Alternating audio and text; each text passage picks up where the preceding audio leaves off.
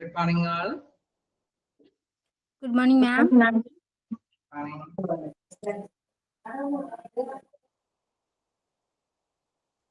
കഴിഞ്ഞ ക്ലാസ് അത്യാവശ്യം നമ്മൾ കുറച്ച് നോക്കിയിരുന്ന നിങ്ങൾ വായിച്ചു നോക്കി പോകുന്നുണ്ടല്ലോ അല്ലേ? വായിച്ചായിരുന്നോ? ഉണ്ട്. നമുക്ക് കുറച്ചും കൂടി അല്ലെ കുറച്ചും കൂടി ഭാഗങ്ങൾ എടുത്ത് തീർക്കാനുണ്ട്. എന്തെങ്കിലും ഡൗട്ടുകൾ ഉണ്ടെങ്കിൽ ഡിസ്കസ് ചെയ്യണോട്ടോ. എന്തെങ്കിലും പറഞ്ഞു പോകാനുണ്ടെങ്കിൽ പറഞ്ഞു പോകാം. നമ്മൾ എവിടെയും വരെയാ എടുത്ത് നിർത്തിയത്?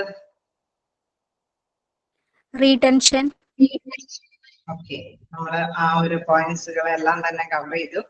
ഇനി നമുക്ക് നെക്സ്റ്റ് എടുക്കാനുള്ളത് എന്താണ്? ലേണിംഗ് തിയറീസ് ആണ് അല്ലെ? ലേണിംഗ് തിയറീസിനെ കുറിച്ചിട്ടുള്ള, അതായത് നമ്മളെ ലേണിങ്ങിനെ കുറിച്ച് തന്നെയാണ് ഇത്ര നേരം ഡിസ്കസ് അല്ലെ കഴിഞ്ഞ ക്ലാസ്സിലൊക്കെ ഡിസ്കസ് ചെയ്തത്. ഇനിയും അതിന്റെ ഒരു കണ്ടിന്യൂഷൻ ആണ്, അതിന്റെ തിയറിയുമായിട്ട് ബന്ധപ്പെട്ട കുറച്ച് കാര്യങ്ങൾ. അപ്പോ നമുക്ക് അങ്ങോട്ട് സ്റ്റാർട്ട് ചെയ്യാം അല്ലെ? ഇതില് എന്താ പറയാ, കുറെ നമുക്ക് ഇതില് ഓരോന്നും നിർവചിക്കാനുള്ളതില് കുറെയൊക്കെ കുറച്ച് എക്സാമ്പിൾ സഹിതമൊക്കെയാണ്, ജസ്റ്റ് മനസ്സിലാകുന്ന രീതിയിലേക്കൊക്കെ. പൊതു ബ്രീഫായിട്ട് തന്നെ ഞാൻ നിങ്ങൾക്ക് എക്സ്പ്ലെയിൻ ചെയ്തു തരാം. ഓരോന്നും കഴിയുമ്പോഴും ചെറിയ ഗ്യാപ്പ് തരാനായിട്ട് ശ്രമിക്കാം. എന്തെങ്കിലും ഒന്നും കൂടി റിപ്പീറ്റ് ചെയ്യേണ്ടതുണ്ടെങ്കിൽ അതൊന്നും കൂടി ചോദിക്കാം. ആ ഒരു ഗ്യാപ്പിന്റെ ടൈമിനുള്ളിൽ നിങ്ങളൊന്ന് നിങ്ങളെ ഗ്രഹിച്ച പോയിന്റ്സ് ഒന്ന് നോട്ട് ചെയ്ത് പോവുക. കാരണം ഇത് ഓരോന്നും സെപ്പറേറ്റ് ഇതുകളാണ് അല്ലെ? ഓരോ ബിഹേവിയറുമായി ബന്ധപ്പെട്ട കാര്യങ്ങൾ തന്നെയാണ്. അപ്പൊ നമുക്ക് നെക്സ്റ്റ് നോക്കാനുള്ളത് എന്താണ്? നമ്മുടെ ലേണിംഗ് തിയറീസുമായി ബന്ധപ്പെട്ടാണ്. അതിലെ ക്ലാസിക്കൽ കണ്ടീഷൻ അല്ലെ? ഇതിൽ പറയുന്ന ഒരു ഇതാണ്, ഒരു തിയറി ആണ് എന്താണ് ക്ലാസിക്കൽ കണ്ടീഷനിങ്. അല്ലെ, ക്ലാസിക്കൽ കണ്ടീഷനിങ് അദ്ദേഹം, അതായത് ഒരു ഫിസിയോളജിസ്റ്റ് ഇവാൻ പാവ്ലോവ് ആണ് ഇത്. അദ്ദേഹത്തിന്റെ വീക്ഷണത്തിലുള്ള ഒരു മാറ്റർ ആണ് ഇതിൽ ഡിസ്കസ് ചെയ്തിരിക്കുന്നത്. സിംപ്ലി നിങ്ങൾക്ക് മൈൻഡിലേക്ക് ഞാൻ മനസ്സിലാക്കി തരാം. അതായത് അല്ലെ, ഒരു ഡോഗിനെ കുറിച്ചിട്ട് നമുക്ക് എല്ലാവർക്കും അറിയാവുന്നതാണ്. ഒരു മാംസം കഷ്ണങ്ങളൊക്കെ കാണുമ്പോൾ ഡോഗിനെ സംബന്ധിച്ച് അത് ഇച്ചിരി കൂടി അല്ലെ എങ്ങനെയെങ്കിലും നേടിയിരിക്കണം, ആ ഒരു ഫുഡ് എങ്ങനെയെങ്കിലും അത് കൈക്കലാക്കണം എന്നൊരു ടെൻഡൻസി അല്ലെ അത് ഡോഗിനെ സംബന്ധിച്ചുണ്ടാവും. ഒരു പട്ടിയെ സംബന്ധിച്ച് ഒരു മാംസ കഷ്ണം എവിടെയെങ്കിലും ഉണ്ടെങ്കിൽ തീർച്ചയായിട്ടും അത് എങ്ങനെയെങ്കിലും അത് നേടിയെടുക്കണം എന്നുള്ള ഒരു മൈൻഡ് അല്ലെ, ഒരു മൈൻഡ് ആയിരിക്കും ആ ഒരു പട്ടിയെ സംബന്ധിച്ചുണ്ടാവുക. അപ്പൊ ആ ഡോഗ് എന്താണ് ആക്ച്വലി ആ ഒരു സമയത്ത് തന്നെ അല്ലെ നമ്മളുടെ എന്താ പറയുക, സാധാരണ ഭാഷയിൽ പറയുന്ന മാതിരി ഉമിനീര് ഇറക്കാനായിട്ട് ശ്രമിക്കും. അപ്പൊ തീർച്ചയായിട്ടും എന്താണ്, അതൊരു ബ്രെയിനിന്റെ ഒരു പ്രവർത്തനമാണ് അത് റിഫ്ലക്ട് ചെയ്യുന്നത്. ആണോ? ഹലോ, ഞാൻ ക്ലാസ് എടുക്കുന്നത് സ്റ്റാർട്ട് മനസ്സിലാവുന്നില്ലേ ഗ്രഹിക്കാനായിട്ട്? ഓക്കെ, അതായത് അങ്ങനെ അത് ഡോഗിനെ സംബന്ധിച്ച് അങ്ങനെ ഒരു സംതിങ് കാണുമ്പോൾ ഓട്ടോമാറ്റിക്കലി അത് ഉമിനീര് വരിക എന്നുള്ളത് അതിന്റെ ഒരു ബ്രെയിൻ അല്ലെ അത് ഉത്തേജിപ്പിക്കുന്നത് കൊണ്ടാണ് ആ ഒരു പ്രവർത്തനം അവിടെ നടപ്പാകുന്നത്.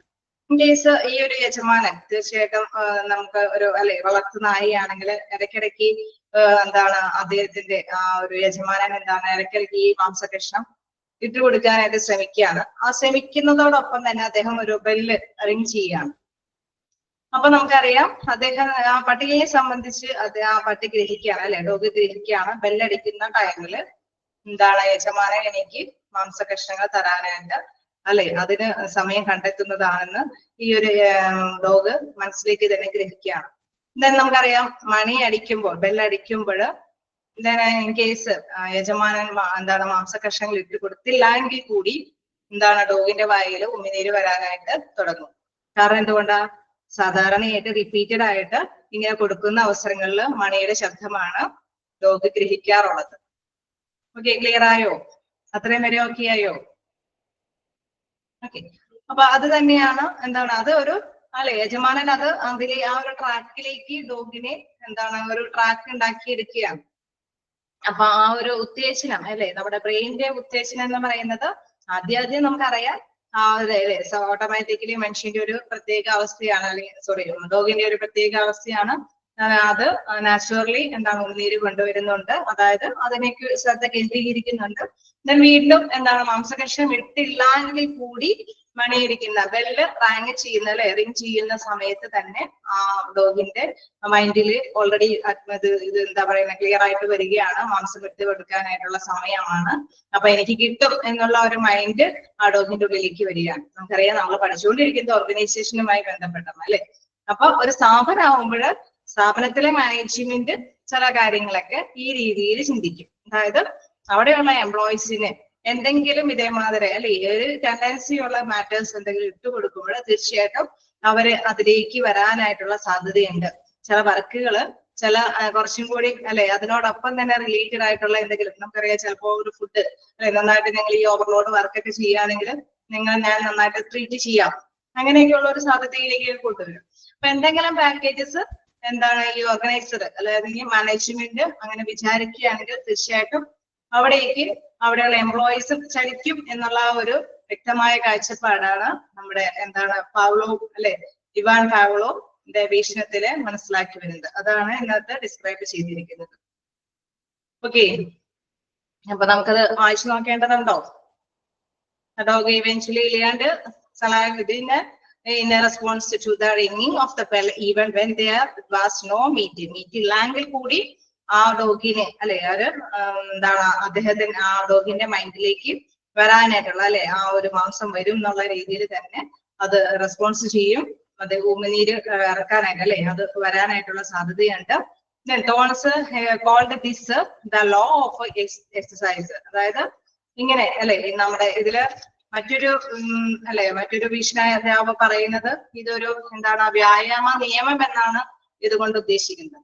ആ വ്യായാമ നിയമം എന്നത് എന്താണെന്നുള്ളത് നിങ്ങൾ ആക്ച്വലി ഗ്രഹിച്ചു അല്ലെ, മനസ്സിലായില്ലേ?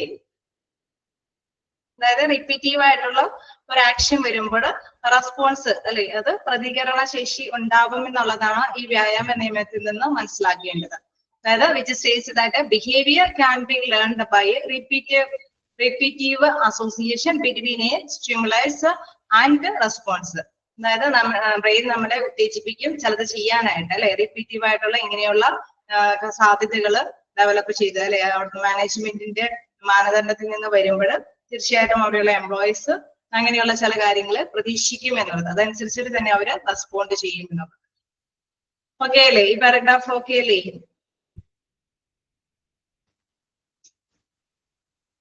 പിന്നെ നമുക്ക് നെക്സ്റ്റിലേക്ക് പോവാം. വായിച്ചു വരേണ്ടതുണ്ടോ? ജസ്റ്റ് ഒന്ന് നിങ്ങൾ വായിച്ചു നോക്കിക്കോട്ടോ. ഞാൻ പറഞ്ഞ കാര്യം തന്നെയാണ് അതിനകത്ത് ഇൻവോൾവ് ചെയ്തേക്കണം. ജസ്റ്റ് നിങ്ങളുടെ ലാംഗ്വേജിലേക്ക് ഒന്ന് ആ ഒരു പാരഗ്രാഫിൽ എന്താണ് മീൻ ചെയ്തതെന്നൊന്ന് നോട്ട് ചെയ്ത് പോയിക്കോളൂ.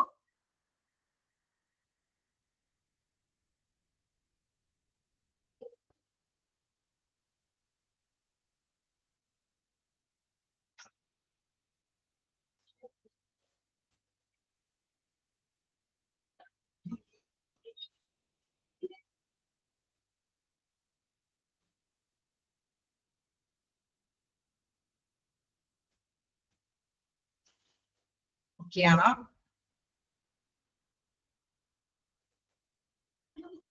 ഓക്കെ, അപ്പൊ നമുക്ക് നെക്സ്റ്റ് നോക്കാം. Classical conditioning has restricted value in the study of organisation behaviour. അതായത് ഓർഗനൈസേഷൻ ബിഹേവിയർ ഇതൊരു കൺട്രോൾഡ് അല്ലെ ഈ ഒരു ബിഹേവിയർ മനസ്സിലാക്കി തന്നെ കുറച്ച് റെസ്ട്രിക്ഷൻസ് ഒക്കെ നമുക്കറിയാം.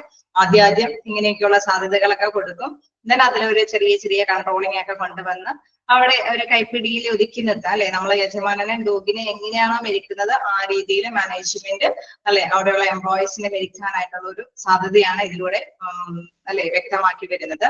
Then something happens and we react in a specific identifiable event and as such it explains simple and reflexive behavior. നമുക്കറിയാം സിമ്പിൾ ആയിട്ട് തന്നെ അത് പ്രതിഫലനം കാണിച്ചു തരുമെന്ന് മാനേജ്മെന്റിന് കൃത്യമായിട്ട് തന്നെ അറിയാം. But behaviour of people in organisation is emitted rather than reflex. ചിലപ്പോഴൊക്കെ നമുക്കറിയാം ചില കാര്യങ്ങൾ അല്ലെ ചില മനുഷ്യന്റെ പെരുമാറ്റ രീതികൾ ചിലത് ശരിയായിരിക്കും അല്ലെ, എല്ലാവരും ഒരേപോലെ തന്നെ റിഫ്ലക്ട് ചെയ്യണമെന്നില്ല. ചിലരെ എത്ര എന്താണ് പ്രീതിപ്പെടുത്താൻ ശ്രമിച്ചാലും അവർ പഴയ പോലെ തന്നെ വർക്ക് ചെയ്യുന്നവരായിരിക്കും.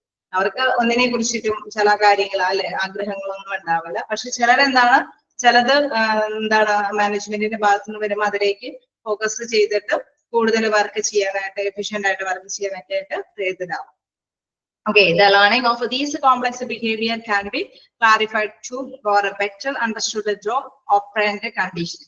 അതായത് ഇങ്ങനെയുള്ള ഈ ഒരു ബിഹേവിയർ അത് നിങ്ങൾക്ക് നെക്സ്റ്റ് ഒരു ട്രെയിനിങ്ങിലേക്ക് എത്തിക്കുകയാണ്.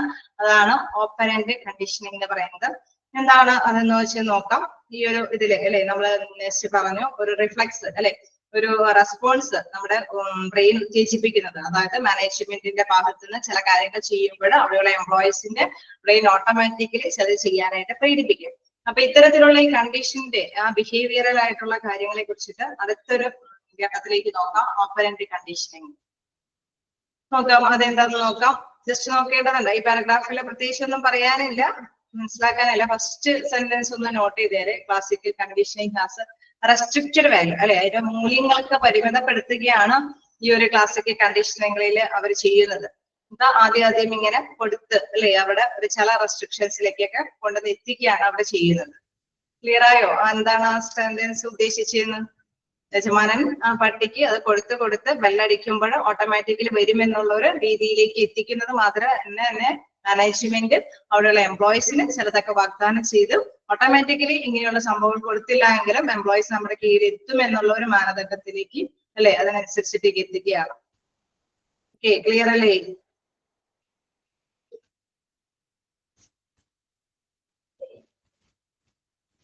നെക്സ്റ്റ് എന്താണ് ഓപ്പറന്റ് കണ്ടീഷനിങ് നോക്കാം. Operant conditions is behind as a behaviour that produce effects. അതായത് ഫലങ്ങൾ ഉളവാകുന്ന പെരുമാറ്റങ്ങളാണ്. നമുക്കറിയാം ഓർഗനൈസേഷനെ സംബന്ധിച്ച് എന്താണ് അവിടെ നിന്ന് എഫക്റ്റീവ് ആയിട്ടുള്ള പ്രവർത്തനങ്ങളാണ് അവിടെ നേടിയെടുക്കേണ്ടത്, അല്ലെ, അവരുടെ കാര്യക്ഷമമായിട്ടുള്ള വർക്കാണ് അവിടെയുള്ള എംപ്ലോയീസിൽ നിന്ന് നേടിയെടുക്കാനായിട്ട് മാനേജ്മെന്റ് ശ്രമിക്കുന്നത്. അപ്പൊ operant is defined as a behaviour that produces effect, അല്ലെ, നമ്മുടെ എന്താണ് അതിൽ പ്രധാനമായിട്ട് ഉദ്ദേശിക്കുന്ന ഫലങ്ങൾ ഉളവാക്കുന്ന പെരുമാറ്റങ്ങളെയാണ്. Operant condition basically a product of Skinnerian then psychology suggests that individuals emit a response that they either not rewarded or are punished. ചിലപ്പോഴൊക്കെ ഈ റിവാർഡ്, അല്ലെ, റിവാർഡ് കൊണ്ട് നമുക്ക് ചിലപ്പോ ചില നേട്ടങ്ങളല്ലേ നേടിയെടുക്കാനായിട്ട് സാധിക്കും. ചിലരെയൊക്കെ എന്താണ് പണിഷ്മെന്റ് കൊടുക്കാനായിട്ട് സാധിക്കും. ഇൻ കേസ് നമുക്കറിയാം ബെല്ലടിക്കുമ്പോൾ വരുന്നത് അനുസരിച്ചിട്ട് എന്താണ് അവർക്ക് റിവാർഡുകൾ കൊടുത്ത്, അല്ലെ, അവർക്ക് വീണ്ടും എന്തെങ്കിലുമൊക്കെ മോട്ടിവേഷൻ ചെയ്ത് കൊടുക്കാനായിട്ട് സാധിക്കും. തീർച്ചയായിട്ടും ബെല്ലടിക്കുന്ന അനുസരിച്ചിട്ട് നമുക്ക് വന്നില്ല എങ്കിൽ എന്താണ് പണിഷ്മെന്റും കൊടുക്കും, അല്ലെ. കാരണം ഒരു ട്രെയിനിങ് കൊടുത്തിട്ട് അത് അനുസരിക്കുക എന്നുള്ളത് എന്താണ് എംപ്ലോയീസിന്റെ ഒരു, അല്ലെ, മാനേജർ ഒരു നിയമങ്ങൾ കൊണ്ടുവരുമ്പോൾ അത് അക്സെപ്റ്റ് ചെയ്യുക എന്ന് പറയുന്നത് എംപ്ലോയിയുടെയും കൂടി ഒരു ഉത്തരവാദിത്തമാണ്, അല്ലെ. അപ്പൊ അതും കൂടി ഇതിലൂടെ നടപ്പാക്കാനുള്ള ടെൻഡൻസി കൂടി ഉണ്ടെന്നുള്ളതാണ്. Then operant conditioning is a voluntary behavior and it is determined, maintained and controlled by its consequences. അതായത് ഇതിന്റെ പരിണത ഫലങ്ങൾ അത് നമുക്ക് എന്താണ് നമ്മൾ നേരത്തെ പറഞ്ഞ മാതിരി ഒരു ആശയം ജനിച്ച് അതിലേക്ക് എംപ്ലോയീസിനെ എത്തിക്കാനായിട്ട് ശ്രമിക്കുമ്പോൾ അതിന്റെ പരിണത ഫലങ്ങൾ എന്ന് പറയുമ്പോൾ ചിലർ അക്സെപ്റ്റ് ചെയ്യും, ചിലർ എന്താണ് അത് അക്സെപ്റ്റ് ചെയ്യാതിരിക്കും. അപ്പൊ ആക്സെപ്റ്റ് ചെയ്യുന്നവർക്ക് കുറച്ചും കൂടി മോട്ടിവേറ്റഡ് ആയിട്ടുള്ള കാര്യങ്ങളൊക്കെ ചെയ്ത്, അല്ലെ, കൊടുക്കാനൊക്കെ ആയിട്ട് സാധിക്കും. ആക്സെപ്റ്റ് ചെയ്യാത്തവർക്ക് എന്താണ് എന്തെങ്കിലും റെസ്ട്രിക്ഷൻസ് ഒക്കെ കൊണ്ടുവരാനായിട്ട് സാധിക്കും, അല്ലെ. അപ്പൊ അത് പരിപാലിച്ചു കൊണ്ടുപോവുക എന്നുള്ളതാണ് ഓപ്പറന്റ് എന്നുള്ള ആ ഒരു ബിഹേവിയറിലേക്ക് എത്തുന്നത്. ഓക്കെ അല്ലേ? ക്ലിയർ ആവുന്നുണ്ടോ? ഓക്കെ, കാരണം സ്വമേധയാണ് ഓരോ അവിടെയുള്ള എംപ്ലോയീസ് ഇതൊക്കെ ആക്സെപ്റ്റ് ചെയ്യുന്നത്, അല്ലെ. അവര് സ്വമേധ എന്ന് വെച്ചാൽ ആരും കമ്പല് ചെയ്തിട്ടല്ല. നമ്മള് കണ്ടു ഡോഗിനെ ഇങ്ങനെ കൊടുക്കുമ്പോൾ അവൻ ഓട്ടോമാറ്റിക്കലി വരികയാണ്. ആ ബെല്ല് കേൾക്കുമ്പോഴേക്കും അവൻ ഓട്ടോമാറ്റിക്കലി, അല്ലെ, സ്റ്റിമുലേ അവന്റെ ബ്രെയിൻ ഉത്തേജിപ്പിക്കുകയാണ്. അപ്പൊ അത് ഇവിടെയുള്ള രീതിയിലും അവിടെയുള്ള എംപ്ലോയീസ് സ്വമേധയാണ് അത് എന്താണ് അതിന്റെ എഫേർട്ട് അത് പ്രകടിപ്പിക്കുന്നത്. ഇൻ കേസ് എഫേർട്ട് നന്നായിട്ട് പ്രകടിപ്പിക്കുകയാണെങ്കിൽ റിവാർഡുകളൊക്കെ കൊടുക്കാം. എഫേർട്ട് നന്നായിട്ട് പ്രകടിപ്പിച്ചില്ലെങ്കിൽ, അല്ലെ, അതനുസരിക്കുന്നില്ല എന്നുള്ള രീതിയിലേക്ക് കുറച്ച് പോയിന്റ്സുകളൊക്കെ എത്തിച്ച് പണിഷ്മെന്റ് ഒക്കെ കൊടുക്കാനായിട്ട് സാധിക്കുമെന്നുള്ളത്. നമുക്ക് നെക്സ്റ്റ് പാരഗ്രാഫിലേക്ക് പോകാം.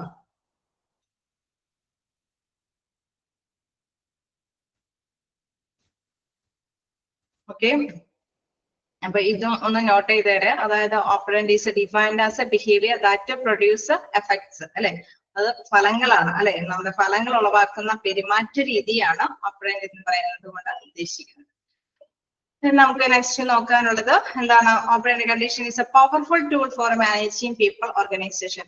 അതായത് ഓർഗനൈസേഷനെ സംബന്ധിച്ച് അത് മാനേജ് ചെയ്യുന്നവരെ സംബന്ധിച്ച് ഒരു പവർഫുൾ ആയിട്ടുള്ള ശക്തമായിട്ടുള്ള ഒരു ടൂളാണ്, അല്ലെ, ഒരു ഉപാധിയാണ് എന്നുള്ളത് പറയുന്നത്. അതായത് എന്താണ്? Most behaviour in organisation are learned, controlled and altered by the consequence that is operant behaviours. നമുക്കറിയാം ഇങ്ങനെ നമ്മൾ കൊടുക്കുന്നത് അനുസരിച്ചിട്ട് കുറെ പീപ്പിൾസിനെ അവിടെയുള്ള എംപ്ലോയീസിനെയൊക്കെ മനസ്സിലാക്കാനും, അല്ലെ, ലേൺ ചെയ്യാൻ പഠിക്കാനായിട്ട് സാധിക്കും. ചിലരൊക്കെ കൺട്രോൾ ചെയ്ത് നിലനിർത്തേണ്ടതൊക്കെ ഉണ്ടെന്ന് മനസ്സിലാക്കാനൊക്കെ ആയിട്ട് സാധിക്കും എന്നുള്ളതാണ്.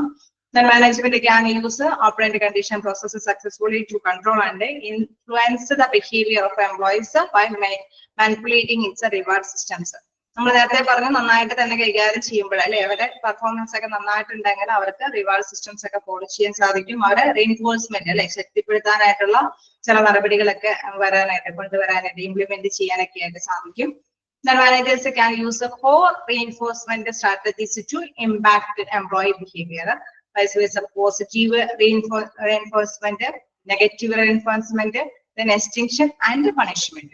അതായത് ഇതിലൂടെ നമ്മൾ കണ്ടു ചിലത് എന്താണ് മാനേജ്മെന്റ് ഒരു ട്രാക്കിലേക്ക് എത്തിക്കാനായിട്ട് ചില നിലപാടുകൾ സ്വീകരിക്കുന്നത് കണ്ടു. അങ്ങനെ സ്വീകരിക്കുമ്പോൾ ചിലത് നമ്മൾ നേരത്തെ പറഞ്ഞു അവിടെയുള്ള എംപ്ലോയീസ് ആക്സെപ്റ്റബിൾ ആണെങ്കിൽ അവരെ ബൂസ്റ്റപ്പ് ചെയ്യാനായിട്ട് പോസിറ്റീവ് ആയിട്ടുള്ള രീതിയിൽ നിലപാടുകൾ സ്വീകരിക്കും.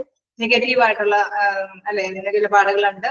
എന്നാൽ ചിലതൊക്കെ എന്താണ് അല്ലെ പണിഷ്മെന്റ് കൊടുത്ത് നിലനിർത്താനൊക്കെ ആയിട്ട് നോക്കും. ചിലരെയൊക്കെ എന്താണ് കട്ട് ചെയ്ത് കളയുന്നത് അല്ലെ എക്സ്റ്റൻഷൻ അവരെ വിരമിക്കാനൊക്കെ ആയിട്ട് അനുവദിക്കുന്ന ഒരു സ്ഥിതിയിലേക്ക് കൊണ്ടുപോകും. ഓക്കെ, അതാണ് ഈ ഒരു ഓപ്പറന്റ് കണ്ടീഷന്റെ ഒരു എൻഡിങ് സ്റ്റേജിലേക്ക് വരുന്നത്. അതായത് അവിടെയുള്ള എംപ്ലോയീസിനെ തന്നെ കൈകാര്യം ചെയ്യാൻ വേണ്ടിയിട്ട് ഈ ഒരു ടൂള് പവർഫുൾ ടൂളായിട്ടാണ് ഇത് ഉപയോഗിക്കുന്നത് എന്നുള്ളത്. ക്ലിയർ ആയോ? ജസ്റ്റ് ആ പാരഗ്രാഫ് നോക്കാം. അതിന്റെ തുടർച്ചയാണ് പോസിറ്റീവ് റീഇൻഫോഴ്സ്മെന്റ് ഒക്കെ ഉള്ളത്. ഓക്കെ, ജസ്റ്റ് നോക്കാം. ഈ പോയിന്റ് ഒക്കെ ഒന്ന് നോട്ട് ചെയ്തേരെ. മാനേജേഴ്സ് അല്ലെ 4 റീഇൻഫോഴ്സ്മെന്റ് സ്ട്രാറ്റജീസുകളുണ്ട്. Positive reinforcement, negative reinforcement, extension and punishment.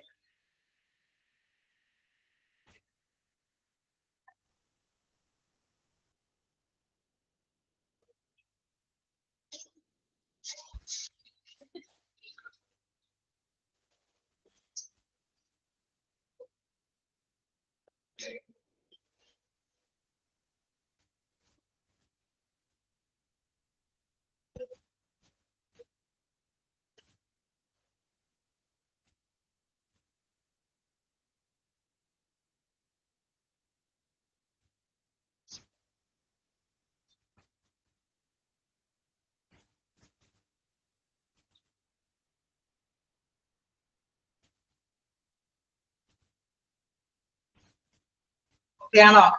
Next പാരഗ്രാഫിലേക്ക് പോകട്ടെ. നിങ്ങൾക്ക് ചെറിയൊരു ബ്രേക്ക് അത് എന്തെങ്കിലും നോട്ട് ചെയ്ത് പോകട്ടെ. അല്ലാതെ ഇടയ്ക്ക് എടുത്ത് നിങ്ങൾ വായിച്ചു നോക്കുമ്പോൾ നമുക്കാണെങ്കിൽ അങ്ങനെ പെട്ടെന്ന് ചിലപ്പോൾ ഗ്രഹിക്കാൻ പറ്റിയെന്ന് വരില്ല. പക്ഷെ ചെറിയതായിട്ടൊക്കെ നമ്മൾ നോട്ട് ചെയ്ത് പോവുകയാണെങ്കിൽ നമുക്ക് വായിക്കാനും എളുപ്പമായിരിക്കും. ചില പോയിന്റ്സുകളൊക്കെ നോട്ട് ചെയ്യാൻ പറയുന്നത് നോട്ട് ചെയ്ത് പോവുക. ക്വസ്റ്റ്യൻസിൽ കാണുന്നത് ഞാൻ പറഞ്ഞു പോകുന്നുണ്ട്. നെക്സ്റ്റ് നോക്കാം. Operant condition is a powerful tool എന്ന് പറഞ്ഞ് നമ്മൾ അതിനെ ഡിവൈഡ് ചെയ്ത കുറച്ച് പോയിന്റ്സുകളുണ്ട്. Positive reinforcement, negative reinforcement, extension and punishment. അല്ലെ പോസിറ്റീവ് റീഇൻഫോഴ്സ്മെന്റ് നോക്കാം.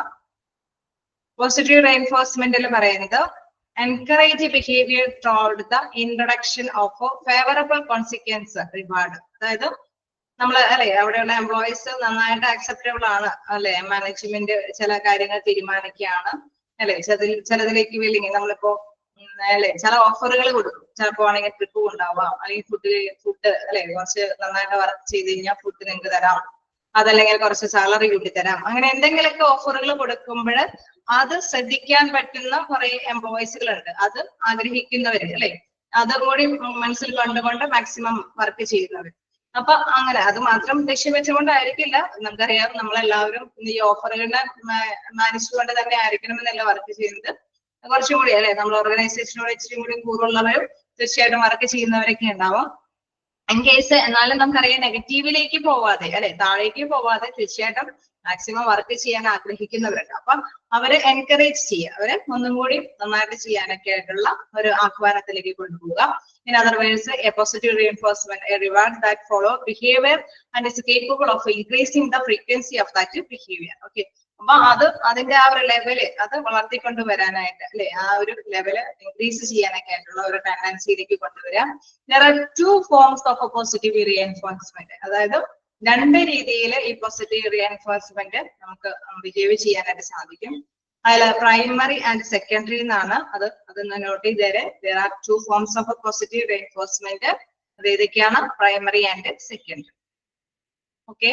Then primary reinforcement എന്ന് പറയുന്നത് such as food, water and sex are of biological importance and have effects which are independent of past experiences For instance, a primary reinforcement like food satisfies hunger needs and reinforced food producing behavior. അതായത് നമ്മൾ നേരത്തെ പറഞ്ഞ മാതിരി അല്ലെ, ഭക്ഷണം ഇച്ചിരി എന്താണ് നമ്മളുടെ ഫുഡ് വാട്ടർ എന്തെങ്കിലും അല്ലെ, ഡ്രിങ്കിങ് വാട്ടർ നമുക്ക് മേടിക്കാം. ചിലപ്പോൾ ചെറിയ വെയിൽ കൊണ്ട് നമ്മൾ ചില ഡ്യൂട്ടി ചെയ്യുമ്പോൾ അല്ലെ ഒരു ഐസ്ക്രീം പാക്ക് ചെയ്ത് തരാം. ചില ഓർഗനൈസേഷനിൽ ചില സംതിങ് ചില സ്ഥിതിവിശേഷങ്ങളിലൊക്കെയാണ് അവർ ഓഫർ ചെയ്യുന്നത് അല്ലെ. അല്ലെങ്കിൽ എന്തെങ്കിലും അല്ലെ, എന്തെങ്കിലും ഫുഡോ അല്ലെങ്കിൽ ഭക്ഷണ സാധനങ്ങളോ അങ്ങനെ എന്തെങ്കിലും അല്ലെ ഒരു പാക്കേജ് തരാമെന്ന് പറയുമ്പോൾ തീർച്ചയായിട്ടും അത് ചെയ്യാനായിട്ട് വേഗം തന്നെ കംപ്ലീറ്റ് ചെയ്യാനൊക്കെ ആയിട്ട് ചിലപ്പോൾ എംപ്ലോയീസ് തയ്യാറാണ്. ഓക്കെ, നമുക്ക് അക്കോമഡേഷൻ അല്ലെ, ഫുഡ് ആൻഡ് അക്കോമഡേഷനൊക്കെ നമുക്ക് ഇതിൽ പറയാം. അതായത് വലിയ വലിയ സംഭവങ്ങളൊക്കെ ആവുമ്പോൾ അല്ലെ, വലിയ വലിയ കമ്പനികളൊക്കെ ആവുമ്പോൾ ഫുഡ് ആൻഡ് അക്കോമഡേഷനൊക്കെ ഓഫർ ചെയ്യാം. നമുക്കറിയാം അത് അത്രയും അല്ലെ നല്ല ക്വാളിറ്റി ആയിട്ടുള്ള സംഭവങ്ങളൊക്കെ ആണെങ്കിൽ, നല്ല സ്റ്റാൻഡേർഡ് ആയിട്ടുള്ള കമ്പനികളൊക്കെ ആണെങ്കിൽ അതിനെ വലിയതൊക്കെ ഓഫർ ചെയ്യും. ഓക്കെ, നമുക്കറിയാം ചെറിയ ചെറിയ കാര്യങ്ങൾക്കൊക്കെ വേണ്ടിയിട്ട് ചെറിയ ഓഫറുകൾ നൽകാം അല്ലെ. അങ്ങനെയുള്ള ഒരു രീതിയിലേക്ക് ഇവരെ പോസിറ്റീവ് റീഎൻഫോഴ്സ്മെന്റ് ചെയ്യാനായിട്ട് സാധിക്കും എന്നുള്ളതാണ്. അതിൽ പ്രൈമറി ആയിട്ടാണ് ഫുഡ് ആൻഡ് അക്കോമഡേഷൻ നമ്മൾ പറയുന്നത്. സെക്കൻഡറി റീഎൻഫോഴ്സ്മെന്റ് എന്ന് പറയുമ്പോൾ അവിടെ നമ്മൾ നോക്കുക job advancement, recognition, prize and exchange result from previous association with primary reinforcers. അതായത് നമ്മൾ നേരത്തെ പറഞ്ഞ മാതിരി അല്ലെ, നേരത്തെ ഡിസ്കഷനിലൊക്കെ പറഞ്ഞ മാതിരി തന്നെ അവർക്ക് അംഗീകാരം കൊടുക്കുക അല്ലെ, അവരെ പ്രശസ്തി ഉയർത്തുക, അവർക്ക് നല്ലൊരു ചെയർ വാഗ്ദാനം ചെയ്യുക അല്ലെങ്കിൽ നല്ലൊരു സ്ഥാനക്കയറ്റം കൊടുക്കുക. അങ്ങനെയൊക്കെ വരുമ്പോൾ അതൊരു സെക്കൻഡറി. അത് നമുക്കറിയാം ഫസ്റ്റ് ആവശ്യമായിട്ടുള്ള ഒരു അല്ലെ നമ്മുടെ ഫുഡ് ആൻഡ് അക്കോമഡേഷനിൽ നിന്ന് വ്യത്യസ്തമായിട്ടുള്ള ഒരു പാക്കേജ് ആണ് അവിടെ ഉദ്ദേശിക്കുന്നത്. അതാണ് സെക്കൻഡറി റീഎൻഫോഴ്സ്മെന്റ് എന്ന് പറയുന്നത്. ഓക്കെ, തമ്മിലുള്ള ഡിഫറൻസ് മനസ്സിലായില്ലേ? പ്രൈമറി എന്ന് പറയുമ്പോൾ നമ്മുടെ സാധ്യത അല്ലെ പ്രാഥമിക ആവശ്യങ്ങൾ എന്ന് പറയുന്ന മാതിരി തന്നെ പ്രാഥമിക ആവശ്യങ്ങൾക്കാണ് പ്രാധാന്യം കൊടുക്കുന്നത്. സെക്കൻഡറി എന്ന് പറയുമ്പോൾ നമ്മുടെ പ്രാഥമിക ആവശ്യം കഴിഞ്ഞിട്ടുള്ളത് അല്ലെ, ഇച്ചിരി കൂടി നമ്മുടെ സ്ഥാനക്കയറ്റവും അല്ലെങ്കിൽ അംഗീകാരവും അല്ലെങ്കിൽ ഏതെങ്കിലും മീറ്റിംഗിലൊക്കെ ഉള്ള ഒരു അല്ലെ നേതൃത്വ സ്ഥാനം വഹിക്കാനുള്ള ഒരു പ്ലേസ്മെന്റ് അങ്ങനെയൊക്കെയുള്ള കാര്യങ്ങളാണ് സെക്കൻഡറി റീഎൻഫോഴ്സ്മെന്റിൽ എടുത്തു പറയുന്നത്. Then എന്താണ് in order apply reinforcement procedures successfully, management must select reinforcers that are sufficiently powerful and durable. നമുക്കറിയാം നല്ലതാണെന്ന് തോന്നിയ മാനേജ്മെന്റിന് അത് നല്ലതാണ്, അംഗീകരിക്കുന്നുണ്ട്, അവർ നന്നായിട്ട് വർക്ക് ചെയ്യുന്നുണ്ട്, അക്കോമഡേഷൻ ഒക്കെ നന്നായിട്ട് തന്നെ യൂട്ടിലൈസ് ചെയ്യുന്നുണ്ട്. ചെറിയ ചെറിയ ഫേമുകളൊക്കെ ആണെങ്കിൽ അവർ ഓഫർ ചെയ്യുന്ന രീതിയിൽ തന്നെ വർക്കപ്പ് ആത്മാർത്ഥമായിട്ട് സ്പീഡിൽ ചെയ്യാനൊക്കെ അവർ തയ്യാറാകുന്നുണ്ട്. അപ്പൊ അത് നമുക്ക് കണ്ടിന്യൂ അല്ലെ ഒരു മാനേജ്മെന്റിന് സഫീഷ്യന്റ് ആണ്, മതിയായതാണെന്നും പവർഫുൾ ആയിട്ടുള്ള ഒരു ടൂളാണെന്നും മനസ്സിലാക്കി എടുക്കാനായിട്ട് സാധിക്കുന്നു എന്നുള്ളതാണ്. ഓക്കെ, ക്ലിയർ അല്ലേ? നോട്ട് ചെയ്ത് പോവാം.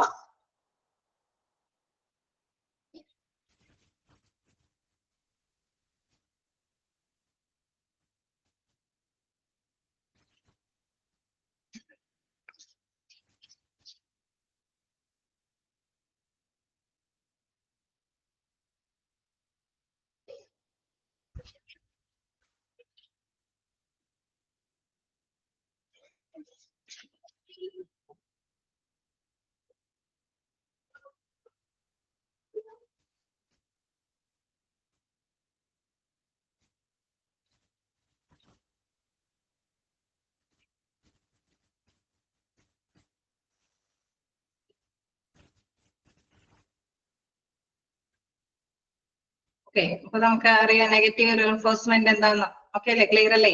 ഓക്കെ, നെക്സ്റ്റ് നോക്കാം. നെഗറ്റീവ് റീഎൻഫോഴ്സ്മെന്റ് എന്ന് പറയുമ്പോൾ അതിന്റെ ഒരു അല്ലെ നേരെ ഒരു മറിച്ചൊരു പതിപ്പാണ്. അതായത് the threat of punishment is known as negative reinforcement.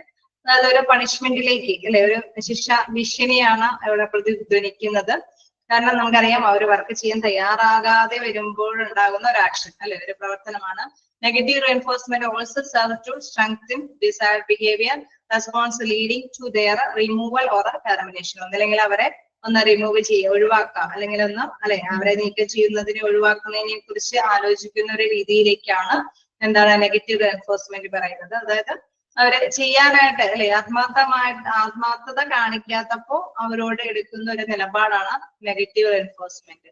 അവർക്ക് പ്രത്യേകിച്ച് ആനുകൂല്യങ്ങളൊന്നും കൊടുക്കുന്നില്ല, അവരൊന്ന് വേർതിരിച്ച് അല്ലെ നമ്മള് എന്താണ് ഡിസ്ക്രിമിനേറ്റ് ചെയ്യുന്ന ഒരു അവസ്ഥയിലേക്കൊക്കെ എത്തിക്കുമ്പോൾ തീർച്ചയായിട്ടും അവരെന്താണ് പതിയെ പതിയെ സ്ഥാപനത്തിൽ നിന്ന് മറ്റൊരു സ്ഥാപനത്തിലേക്കൊക്കെ ചൂഴി നോക്കാനായിട്ട് ശ്രമം തുടങ്ങും അല്ലെ. കഴിഞ്ഞ ക്ലാസ്സിൽ നമ്മൾ ഡിസ്കസ് ചെയ്തതാണ്. അതാണ് നെഗറ്റീവ് റീഎൻഫോഴ്സ്മെന്റ് കൊണ്ട് ഉദ്ദേശിക്കുന്നത്.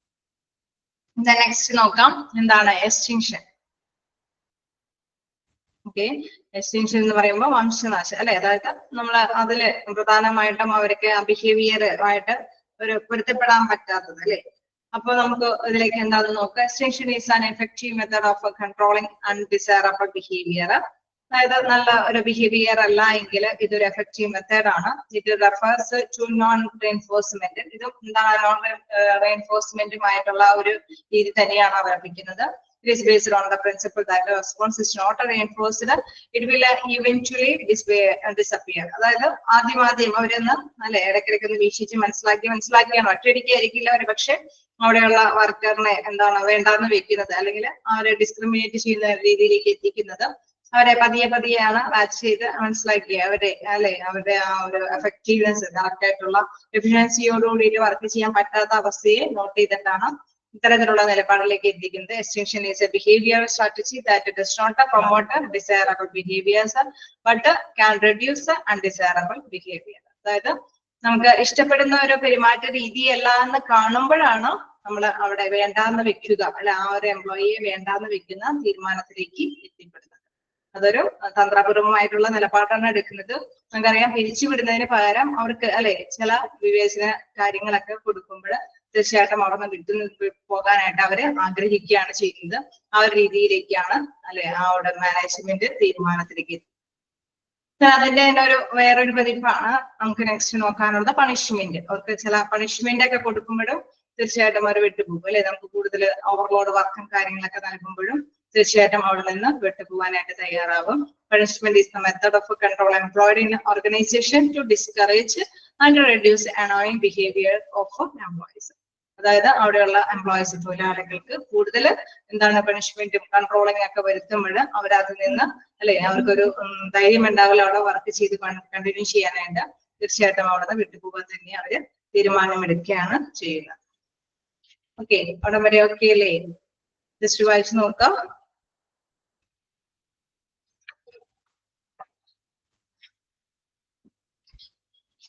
ജസ്റ്റ് വായിച്ചു നോക്കിക്കോളൂട്ടോ. നമ്മൾ ഇച്ചിരി സ്പീഡിലൊക്കെയാണ് പോണത്, എങ്കിലും എവിടെയെങ്കിലൊക്കെ നോട്ട് ചെയ്ത് പോവാനുണ്ടെങ്കിലൊക്കെ നോക്കി പോവുക.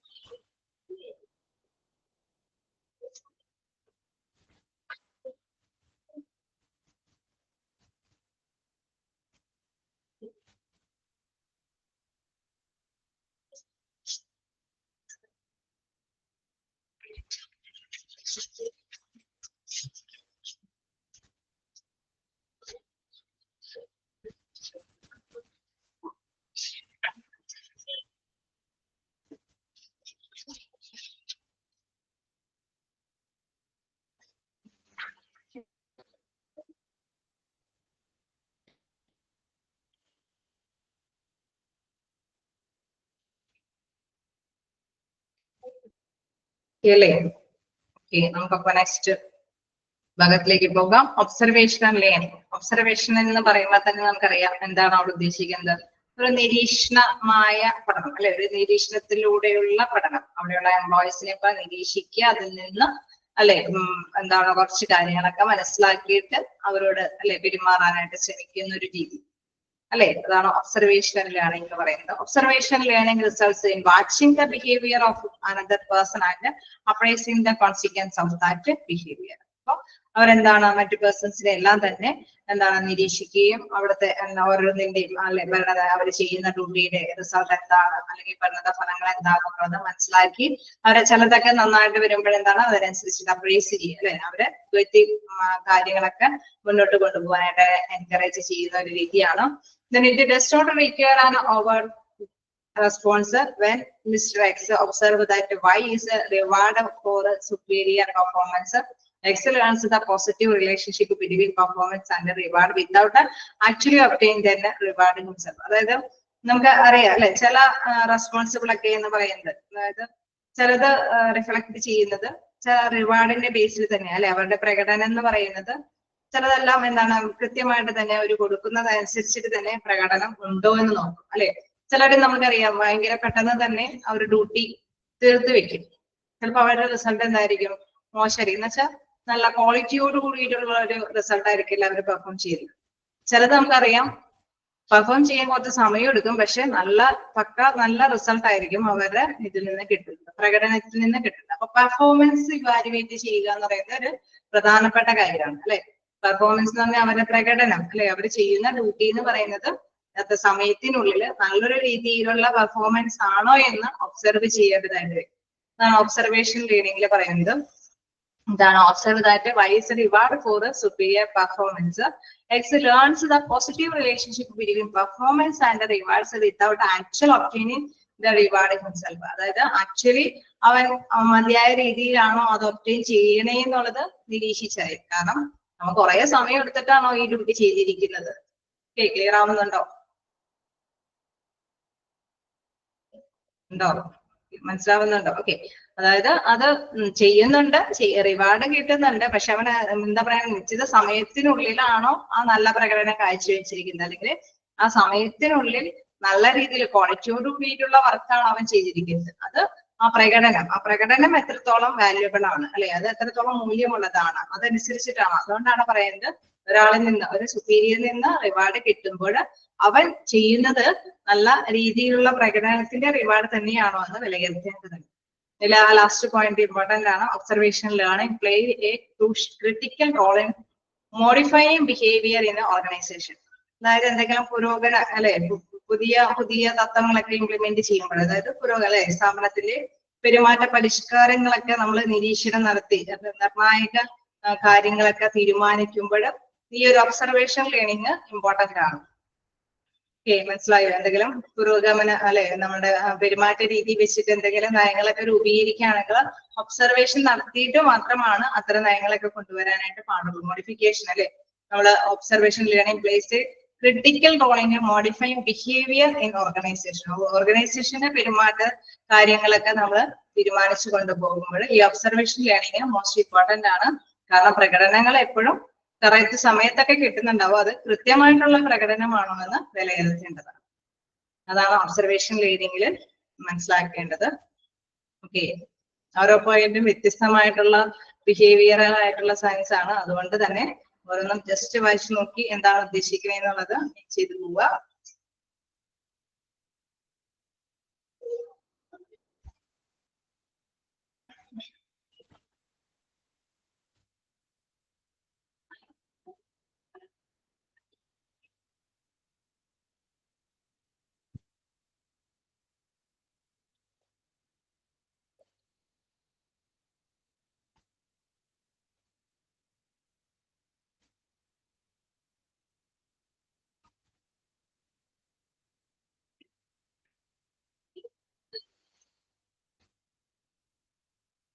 കേൾക്കാം.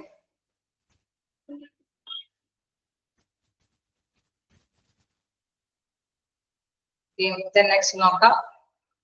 Cognitive learning. എന്താണ് അതിൽ ഉദ്ദേശിക്കുന്നത്? The main focus in on understanding how events and objects are connected. അതായത് ഇത് നമ്മൾ ഇപ്പൊ ഒരു ക്ലാസ് റൂമിൽ നമ്മൾ അല്ലെങ്കിൽ ഒരു മാനേജർ ഇന്നൊരു ഡ്യൂട്ടി ചെയ്യാൻ ഏൽപ്പിച്ചു കഴിഞ്ഞാൽ അതെങ്ങനെയാണ് ചില രീതിയിലായിരിക്കും ഗ്രഹിക്കണം അല്ലെ. അത് ആ ഒരു ഒബ്ജക്റ്റ് ലക്ഷ്യം എന്താന്ന് വെച്ച് കഴിഞ്ഞാൽ അത് എങ്ങനെയാണ് അത് മനസ്സിലാക്കി എടുക്കുക എന്നുള്ളതിന് ഒരു വ്യത്യസ്തതയുണ്ട്. ചില എന്താണ് കൃത്യമായിട്ട് മാനേജർ പറഞ്ഞ രീതിയിൽ തന്നെ ആക്സെപ്റ്റ് ചെയ്യാനായിട്ട് സാധിക്കും. ചിലർക്ക് അത് അദ്ദേഹം ഉദ്ദേശിച്ച ആംഗിളിലൂടെ തന്നെ ക്യാച്ച് ചെയ്യാനായിട്ട് ശ്രമിച്ചെന്ന് വരില്ല അല്ലെ.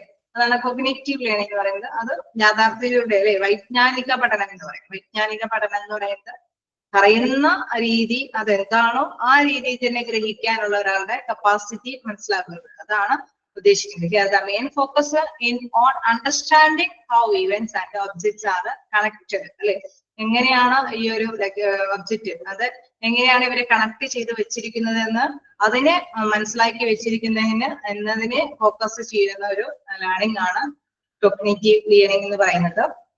Then most of the learning that makes place in the classroom is a cognitive learning. നമുക്കറിയാം ക്ലാസ്സിൽ ടീച്ചേഴ്സ് ക്ലാസ് എടുക്കും അല്ലെ. ഇപ്പൊ ഞാനാണെങ്കിലും പറയുന്നുണ്ട്, ചിലരൊക്കെ ഉദ്ദേശിച്ച രീതിയിൽ ഗ്രഹിക്കുന്നുണ്ടാവും ചിലരൊക്കെ, അല്ലെ, വ്യത്യസ്ത രീതിയിൽ പെട്ടെന്ന് തന്നെ ചിലപ്പോൾ മനസ്സിലാക്കാനാണ്. കാരണം നമ്മൾ ഇച്ചിരി സമയം എന്താ പറയാ ഒന്ന് വായിക്കണം എന്ന് പറയുന്നത്. കാരണം എല്ലാവർക്കും ഒരേപോലെ ഗ്രഹിക്കാൻ സാധിച്ചെന്ന് വരില്ല. ചിലപ്പോൾ നമ്മുടെ ഭാഷ തന്നെ വ്യത്യസ്തമാണ്, അല്ലെ, വ്യത്യസ്ത ഡിസ്ട്രിക്റ്റുകളുള്ളവർ തന്നെ ചിലർക്ക് ഈ എന്താ പറയാ എന്റെ സ്പീഡിലെ ഭാഷ തന്നെ ചിലപ്പോൾ അക്സെപ്റ്റബിൾ ആവണമെന്നില്ല.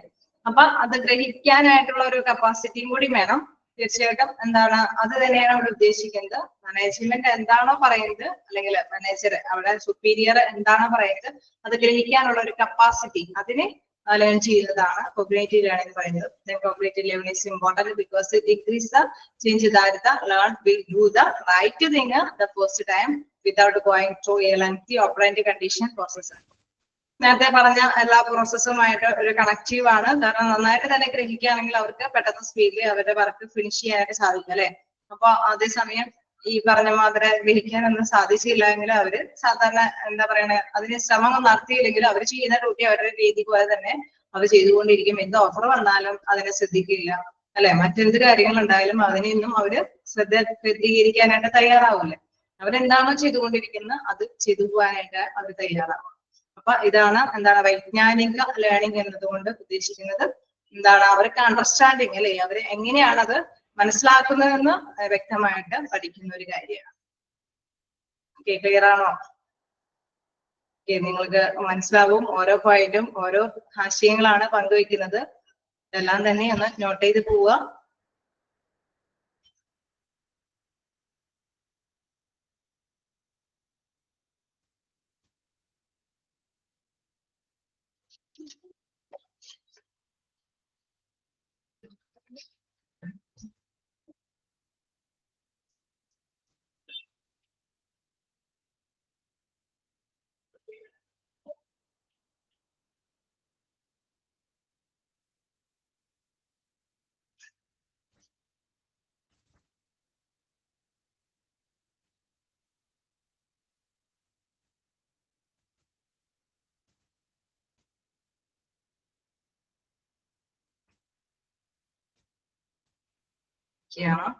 നമ്മള് കഴിഞ്ഞ ഇതിൽ പഠിച്ച കുറച്ച് കാര്യം തന്നെയാണ്. അതായത് ലേണിംഗ് തിയറിയോടൊപ്പം നമ്മൾ ഓർഗനൈസേഷന്റെ ബിഹേവിയർ പഠിച്ചു. അതേമാതിരി ആറ്റിറ്റ്യൂഡിനോടൊപ്പം തന്നെ മനോഭാവം എങ്ങനെയാണ്, ഓർഗനൈസേഷനിൽ വ്യത്യസ്ത മനോഭാവം ഉള്ളവരുണ്ട്, അതിന്റെ കാര്യങ്ങളും ഇന്നത്തെ ഡിസ്കസ് ചെയ്തിട്ട് ആക്ച്വലി അത് അതിനോടൊപ്പം തന്നെ പറയേണ്ട ഒരു പോയിന്റ് ആണ്. അതായത് നമ്മൾ പറഞ്ഞു പോയേക്കുന്ന പോയിന്റ് ആണ് ലേണിംഗ് തിയറി, അല്ലെ, പഠനമായി ബന്ധപ്പെട്ട തിയറി ഓർഗനൈസേഷനുമായിട്ട് എങ്ങനെയാണ്, അല്ലെ, അത് ആ ഒരു സ്ഥാപനം ഏതൊരു സ്ഥാപനമാണെങ്കിലും അവിടുത്തെ പെരുമാറ്റ രീതിയോട് ഈ ലേണിംഗ് തിയറി, അതായത് നമ്മൾ നേരത്തെ പഠിച്ച ഒരു പഠനമില്ലും, അല്ലെ, അത് അത്രത്തോളം ഓരോ വ്യക്തിയെ നമ്മൾ പഠിച്ച് മനസ്സിലാക്കിയിട്ടാണ് ആ അത്തരത്തിലുള്ള കാര്യങ്ങൾ അവർക്ക് അഡോപ്റ്റ് ചെയ്യുന്നത്. അപ്പൊ ചിലര് നമുക്കറിയാം നല്ല ബെറ്റർ റിസൾട്ട് തന്നെയായിരിക്കും അവരിൽ നിന്ന് കിട്ടുന്നത്.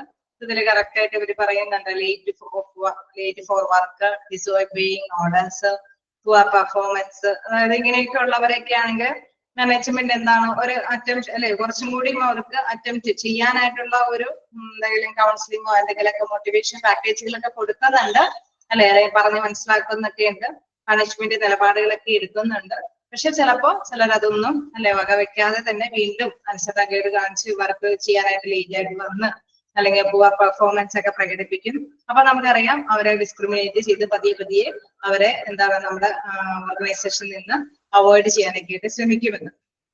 നമുക്കറിയാം ലേണിംഗ് തിയറി എന്നൊക്കെ പറയുന്നത് ഓർഗനൈസേഷനുമായിട്ട് കണക്ട് ചെയ്യുന്ന ഒരു തിയറി തന്നെയാണ്. നമ്മൾ ഇത്ര നേരം പഠിച്ചത് തന്നെയാണ് ഇതിൽ ഫോക്കസ് ചെയ്ത്. അതെന്താണ് ഓർഗനൈസേഷനുമായിട്ട് കണക്ട് ചെയ്തിരിക്കുന്നതെന്ന് മാത്രമാണ് അത് പറഞ്ഞത്. നമ്മൾ പഠിച്ചു പോയപ്പോ തന്നെ പറഞ്ഞ കാര്യങ്ങളൊക്കെ തന്നെയാണ്. ഞാൻ വീണ്ടും അതിൽ പറയുന്നുണ്ട് learning theory can also offer specific principles for a conditioning organisation behaviour. നമ്മൾ ചില തത്വങ്ങളൊക്കെ ലേണിംഗ് തിയറിന്റെ അടിസ്ഥാനത്തിലേക്ക് കൊണ്ടുവരുന്നു. എന്താണ് managers know the individuals capable of learning out superior performance must be given more reinforcement than those with average or low performance. അതായത് നമ്മൾ നേരത്തെ പറഞ്ഞു, അല്ലെ, അവരുടെ ആ ഒരു പ്രതിഫലം സാധാരണയായിട്ടുള്ള ഒരു രീതിയിൽ നിന്ന് ജീവനക്കാരുടെ പെരുമാറ്റത്തെ നിയന്ത്രിക്കാനൊക്കെ ആയിട്ട് സ്വാധീനിക്കാനൊക്കെ ആയിട്ടുള്ള, അല്ലെ, ശക്തിപ്പെടുത്താനായിട്ടുള്ള കുറെ ഘടകങ്ങളൊക്കെ ഈ ഒരു ലേണിംഗിലൂടെ ഓരോ വ്യക്തിയെയും കുറിച്ച് പഠിക്കുമ്പോഴൊക്കെ കുറച്ച് കാര്യങ്ങളൊക്കെ ഇംപ്ലിമെന്റ് ചെയ്യും, അല്ലെ. അവർക്ക് ചില പ്രചോദനങ്ങൾ കൊടുക്കാൻ വേണ്ടിയിട്ട് ചില നിലപാടുകളൊക്കെ സ്വീകരിക്കും. നമ്മൾ നേരത്തെ പറഞ്ഞു എന്താണ് ഫിസിക്കോ, അല്ലെ, നമ്മുടെ ശാരീരികമായിട്ട് നമ്മുടെ ഫുഡും കാര്യങ്ങളൊക്കെ പറഞ്ഞു അല്ലെ. ഫുഡ് ആൻഡ് അക്കോമഡേഷൻ പറഞ്ഞു, അതേമാതിരി തന്നെ സ്റ്റാറ്റസ് ഉയർത്തുന്ന കാര്യങ്ങളൊക്കെ പറഞ്ഞു. അതായത് അവരുമായിട്ട് ബന്ധപ്പെട്ട് അവരെ പഠിച്ച് മനസ്സിലാക്കിയിട്ട് അവർക്ക് അഡോപ്റ്റ് ചെയ്യുമ്പോൾ ചിലർ അതെല്ലാം ഉൾക്കൊണ്ട് അതെല്ലാം നേടിയെടുക്കാനായിട്ട് ശ്രമിക്കും. അവര് എന്താണ് നിലനിർത്താനായിട്ട് മാനേജ്മെന്റ് തയ്യാറാവുകയും ചെയ്യും. ചിലതൊന്നും അത് അക്സെപ്റ്റബിൾ ആവില്ല. അങ്ങനെയുള്ളവരെ പരമാവധി പതിയെ അവോയ്ഡ് ചെയ്യാനായിട്ട് ശ്രമിക്കും.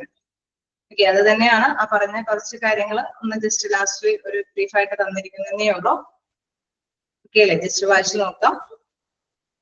കഴിഞ്ഞ ഓരോ പോയിന്റിനോടൊപ്പം നമ്മൾ ഷെയർ ചെയ്തേക്കുന്നതാണ്. ഓക്കെ,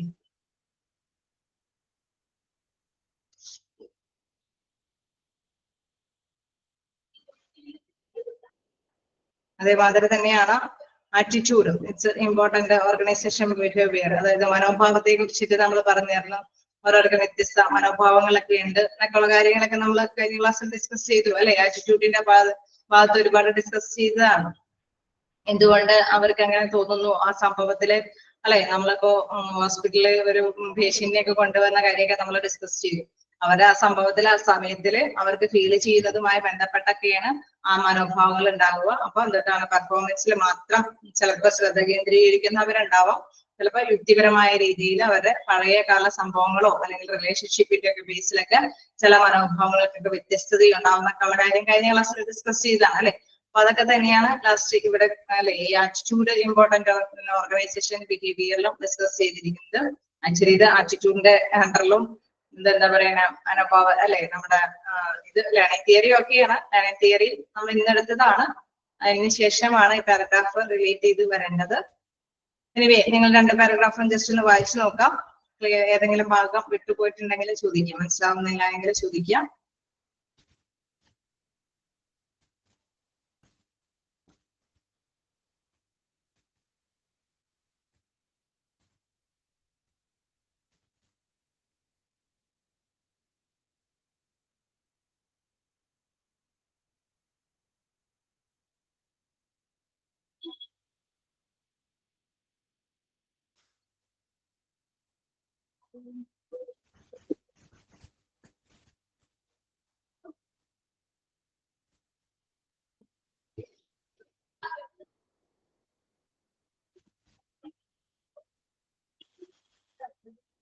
നിങ്ങൾ പഠിക്കുമ്പോൾ ഇത് അതിനോടൊപ്പം തന്നെ ചേർത്ത് പഠിക്കാം കേട്ടോ. ബിഹേവിയർ തിയറി കഴിയുമ്പോൾ ഈ പാരഗ്രാഫ് 2 അതിനോട് ചേർത്ത് വായിക്കുക.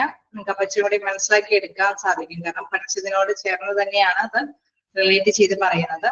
അതേമാതിരി തന്നെ ആറ്റിറ്റ്യൂഡിന് ശേഷം അല്ലെ നമ്മൾ ഒരുപാട് ആറ്റിറ്റ്യൂഡുമായി ബന്ധപ്പെട്ട ഒരുപാട് കാര്യങ്ങളൊക്കെ ഡിസ്കസ് ചെയ്ത് അത് വീണ്ടും റിപ്പീറ്റ് ചെയ്ത് വരിക എന്ന് പറയുന്നത് സമയം നമുക്ക് കുറെ എടുക്കും. അതുകൊണ്ടാണ് ഞാൻ അത് വീണ്ടും പറയാത്തത്. അവിടെയുള്ള സംഭവവികാസങ്ങളും അതിന്റെ കുറെ കാര്യങ്ങൾ നമ്മൾ ഡിസ്കസ് ചെയ്തതാണ് അല്ലെ. വീണ്ടും എടുക്കേണ്ടതുണ്ടോ? ഉണ്ടോ? ആറ്റിറ്റ്യൂഡിനെ കുറിച്ചിട്ടൊക്കെ കുറെ ഇതുണ്ട്. അതാണ് അല്ലെങ്കിൽ ഇവിടെ ആറ്റിറ്റ്യൂഡ് ഫോർമേഷൻ ഉണ്ട്.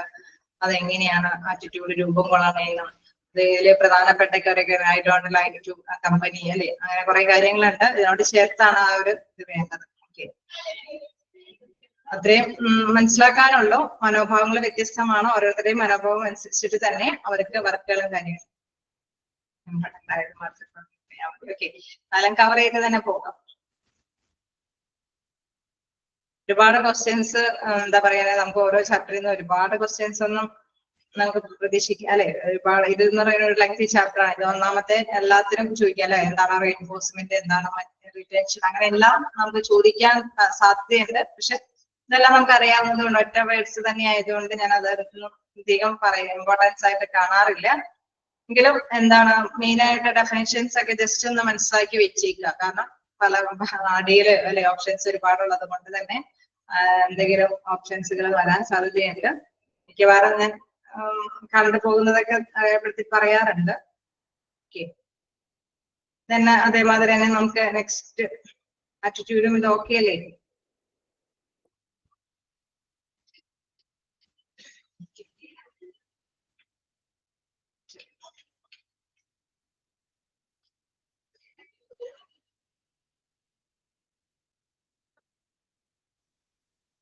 ഇവിടെ വരെ നിങ്ങൾ വായിച്ചു നോക്കാം. അടുത്തൊരു ക്വസ്റ്റ്യൻ കൂടി നമുക്ക് കവർ ചെയ്യാനുള്ളൂ. മോട്ടിവേഷൻ തുടങ്ങിയ വാഹിദ മിസ് സ്റ്റാർട്ട് ചെയ്തില്ലേ? സ്റ്റാർട്ട് ചെയ്യും. പെർസെപ്ഷനും then a selective perception, stereotyping, and perception and attribution, then impression management. Okay, next hour കൂടി എനിക്ക് ചാൻസ് ഉണ്ട്, അപ്പോ അതും കൂടി എടുത്താൽ മതി. ഇതുവരെ ഇപ്പൊ ജസ്റ്റ് വായിച്ചു നോക്കാം.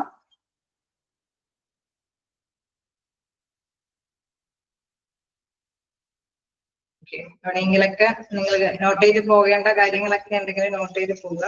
Importance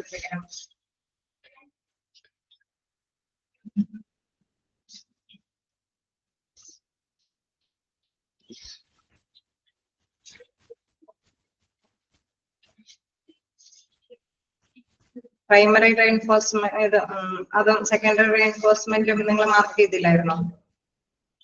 to forms.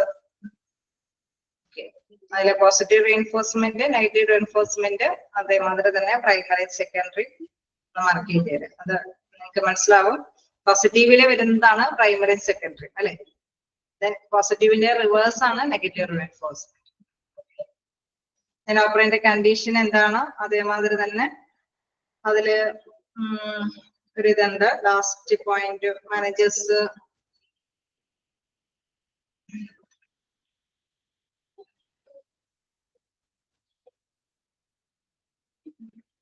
Managers can use for reinforcement. അത് നോട്ട് ചെയ്തിട്ടുണ്ടാവും അല്ലേ? Okay,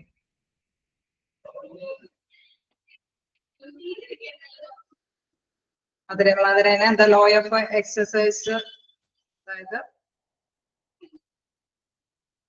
law of exercise which states that behavior can be learned by a repeated association between stimulus and response. എന്താണ് ലോ ഓഫ് എക്സസൈസ് കൊണ്ട് ചെയ്യുന്നത് എന്നുള്ളത് not ചെയ്യാം.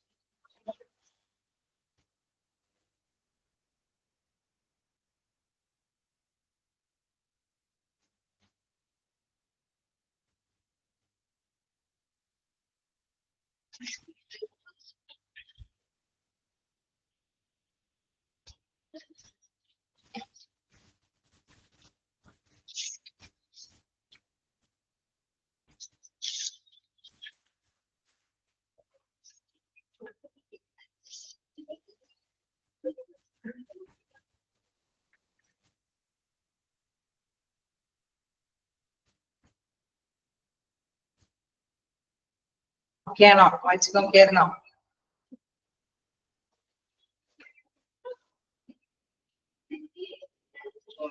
നമുക്ക് നെക്സ്റ്റിലേക്ക് പോകാം. ഞാൻ അടുത്ത് പോകുന്നതൊക്കെ വായിച്ചു പോകുന്നുണ്ടല്ലോ അല്ലെ? അതായത് ഒന്നും ഗ്രഹിക്കാതെ ഒന്നും മനസ്സിലായി എന്നുള്ള ഇല്ല എന്നുള്ള ഒരു ഇതിലേക്കല്ലല്ലോ അല്ലെ? എല്ലാം മനസ്സിലായി തന്നെയല്ലേ പോണത്?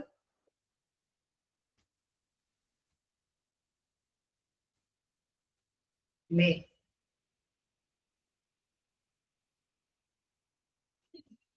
അതെ, ഓക്കെ,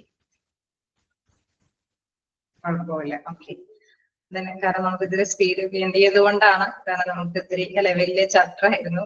പിന്നെന്താ, മറ്റേ കഴിഞ്ഞ മൊഡ്യൂളിലെ 6th ആണെങ്കിലും പെട്ടെന്ന് ഗ്രഹിക്കാൻ പറ്റുന്ന ഒരു ചാപ്റ്റർ അല്ല അല്ലെ? ഓരോന്നും സെപ്പറേറ്റ് ആയതുകൊണ്ട് തന്നെ അതുകൊണ്ട് ഇത്തിരി സ്പീഡിൽ പോകേണ്ട വന്നു. എന്നാലും നോക്കിയാണല്ലോ അല്ലെ?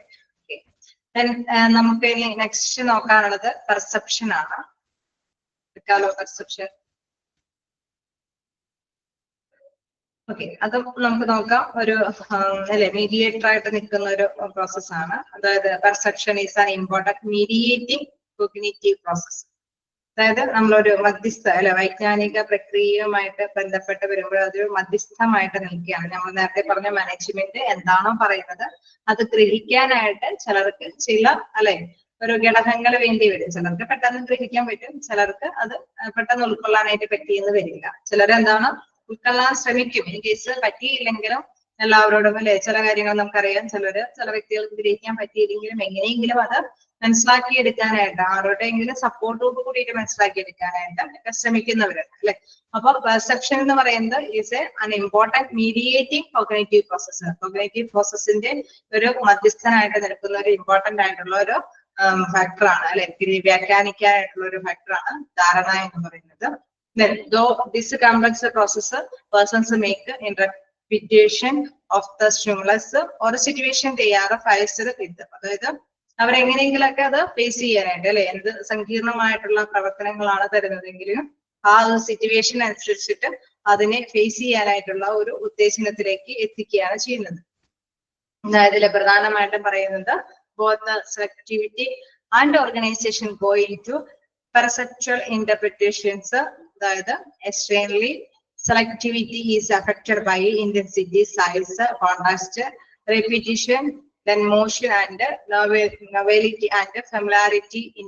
Then internally, അതായത് എക്സ്റ്റേണലിയും ഇന്റേണലിയും ആയിട്ടുള്ള കുറച്ച് ഘടകങ്ങൾ ഇതിൽ പെടുന്നുണ്ട്. അത്രയും മനസ്സിലാക്കുക. പെർസെപ്ഷൻ എന്ന് പറയുന്ന ഒരു മീഡിയേറ്റിംഗ് കോഗ്നേറ്റീവ് പ്രോസസ് ആണ് പെർസെപ്ഷൻ എന്ന് പറയുന്നത്. അതൊന്ന് മാർക്ക് ചെയ്തേക്കുക. Perception is an important mediating cognitive process. അതായത് കോഗ്നേറ്റീവ് പ്രോസസ്സിന്റെ ഒരു മധ്യസ്ഥനായിട്ട് നിലകൊള്ളുന്നതാണ് പെർസെപ്ഷൻ. അതായത് വൈജ്ഞാനിക ഘടകം അല്ലെ ആ ഒരു പ്രവർത്തനത്തിലേക്ക് ചിലപ്പോ അതിന്റെ മീഡിയേറ്റർ ആയിട്ട് ചിലപ്പോ ചില പ്രവർത്തനങ്ങൾ നടത്തേണ്ടതായിട്ട് വരും. ചിലർക്ക് പെട്ടെന്ന് എല്ലാ കാര്യം ഗ്രഹിക്കാനായിട്ട് അല്ലെ നേടിയെടുക്കാനായിട്ട് സാധിക്കാതെ വരുമ്പോൾ ചില ഘടകങ്ങളുടെയും കൂടി അടിസ്ഥാനത്തിലായിരിക്കും അവര് അത് നേടിയെടുക്കുന്നത്. അപ്പൊ അങ്ങനെ വരുമ്പോൾ രണ്ട് തരത്തിലുള്ള ഫാക്ടേഴ്സുകൾ അവരെ ഇൻഫ്ലുവൻസ് ചെയ്യും. അതാണ് എക്സ്റ്റേണലി ആൻഡ് ഇന്റേണലി എന്ന് ഉദ്ദേശിക്കുന്നത്. ഓക്കെ, എക്സ്റ്റേണലിയും പറയുന്നുണ്ട് അവിടെ, ഇന്റേണലിയും പറയുന്നുണ്ട്. അപ്പൊ ബാഹ്യമായിട്ടുള്ള കാര്യങ്ങളിലേക്ക് നോക്കുമ്പോൾ അവിടെ എന്താണ് പറയുന്നത്? Selectivity is affected by intensity, size, contrast, repetition, motion and novelty and familiar. അതായത് ചിലപ്പോൾ നമുക്കറിയാം പുതുമ നിറഞ്ഞ കാര്യങ്ങൾ അല്ലെങ്കിൽ റിപ്പീറ്റ് ചെയ്യുന്ന കാര്യങ്ങൾ, ചിലപ്പോൾ എന്താണ് ചലനാത്മകമായിട്ടുള്ള അല്ലെങ്കിൽ കോൺട്രാസ്റ്റ് അല്ലെ നമ്മൾക്ക് നേരെ അല്ലെ അതിന്റെ വൈരുദ്ധ്യമായിട്ടുള്ള കാര്യങ്ങളായിരിക്കും. നമ്മൾ ചെയ്തുകൊണ്ടിരിക്കുന്നതിനും വിരുദ്ധമായിട്ടുള്ള എന്തെങ്കിലും മാറ്റേഴ്സ് ആയിരിക്കും. അല്ലെങ്കിൽ അത് നമുക്കറിയാം ചിലപ്പോൾ അത് നേടിയെടുക്കാൻ അല്ലെ അതിന്റെ വലുപ്പം കൊണ്ടൊക്കെ നമുക്ക് ഗ്രഹിക്കാനായിട്ട് പറ്റിയെന്ന് വരും. അപ്പോ എന്താണ് അത് ചില ബാഹ്യ ഘടകങ്ങളെയാണ് അത് നയിച്ചുകൊണ്ടിരിക്കുന്നത്. അതേമാതിരി തന്നെ ഇന്റേണൽ ആയിട്ട്, അതായത് ഇപ്പൊ നമ്മള് അല്ലെ ചില ബാഹ്യ ഘടകങ്ങൾ നമുക്ക് ചില കാര്യങ്ങൾ അല്ലെ അതുമായി ബന്ധപ്പെട്ട് നമുക്ക് ഇപ്പൊ ഇൻ കേസ് നമ്മളൊരു ഞാൻ പറഞ്ഞ് മനസ്സിലാക്കുകയാണെങ്കിൽ അക്കാദമിക് ക്വാളിഫിക്കേഷനും കൂടി നമ്മൾ നേടിയിട്ടാണ് നമ്മളൊരു ജോബിലേക്ക് വരുന്നത്. ഓക്കെ, അപ്പൊ നമ്മള് ആ അക്കാദമിക് ക്വാളിഫിക്കേഷനിൽ നിന്ന് വ്യത്യസ്തമായിട്ടുള്ള കുറച്ച് ബാഹ്യ കാര്യങ്ങൾ കൂടി വരുന്നുണ്ട് നമ്മുടെ ജോലിയുമായിട്ട് വരുമ്പോൾ. അങ്ങനെ ഉണ്ടാവില്ലേ? ഉണ്ടാവോ? നമ്മൾ പഠിച്ച കാര്യങ്ങളൊക്കെയാണ് നമ്മുടെ എന്താ പറയുക പഠിച്ച ഡിഗ്രി അനുസരിച്ചിട്ടൊക്കെ ഉള്ള ഒരു ജോലിയാണ്. പക്ഷെ കുറച്ചും കൂടി ബാക്കി ഘടകങ്ങൾ കൂടി ഇതിനോട് ചേർന്നതായിട്ടുണ്ട്. അപ്പൊ വൈജ്ഞാനികമായിട്ട് നമ്മൾ ക്ലാസ് റൂമിൽ നിന്ന് നേടിയിൽ നിന്ന് വ്യത്യസ്തമായിട്ട് പുറത്ത കാര്യങ്ങൾ കൂടി ഉണ്ട് അല്ലെ. ചില ഇന്നോവേറ്റീവ് ആയിട്ടുള്ള കാര്യങ്ങളുണ്ട്, ചിലതൊക്കെ എന്താണ് നമ്മളെ വൈരുദ്ധ്യമായിട്ടുള്ള കാര്യങ്ങളുണ്ട്, ചിലപ്പോൾ വലിപ്പം കൊണ്ടൊക്കെ വ്യത്യസ്തമായിട്ടുള്ള കാര്യങ്ങളൊക്കെ ആയിരിക്കും നമ്മുടെ ഡ്യൂട്ടിയിലേക്ക് വരുമ്പോൾ. അപ്പൊ അതൊരു ബാഹ്യ ഘടകങ്ങളാണ് അല്ലെ. ചിലതൊക്കെ നമുക്കറിയാം ഫെമിലാരിറ്റീസ്, നമുക്ക് അറിയാം, നമുക്ക് അതിനോട് അല്ലെ നമുക്ക് കുറച്ചും കൂടി ഇടപെടുക്കാൻ സാധ്യതയുള്ള കുറച്ച് കാര്യങ്ങളൊക്കെ ഉണ്ടാവും. പക്ഷെ അതിനപ്പുറം ഇച്ചിരി കൂടി വൈരുദ്ധ്യമായിട്ടുള്ള കുറച്ച് കാര്യങ്ങൾ കൂടി ഇതിലേക്ക് പെടാനായിട്ടുള്ള സാധ്യതകളുണ്ട്. അപ്പൊ അതിനെ ഒന്ന് വ്യാഖ്യാനിച്ചെടുക്കുക എന്ന് പറയുന്നത് ചിലപ്പോ എന്താ പറയുക അതിന്റെ മീഡിയേറ്റർ ആയിട്ട് ആരെങ്കിലേക്ക് സപ്പോർട്ടീവ് ആവശ്യമായിട്ട് വരും. ഉണ്ടാവില്ലേ?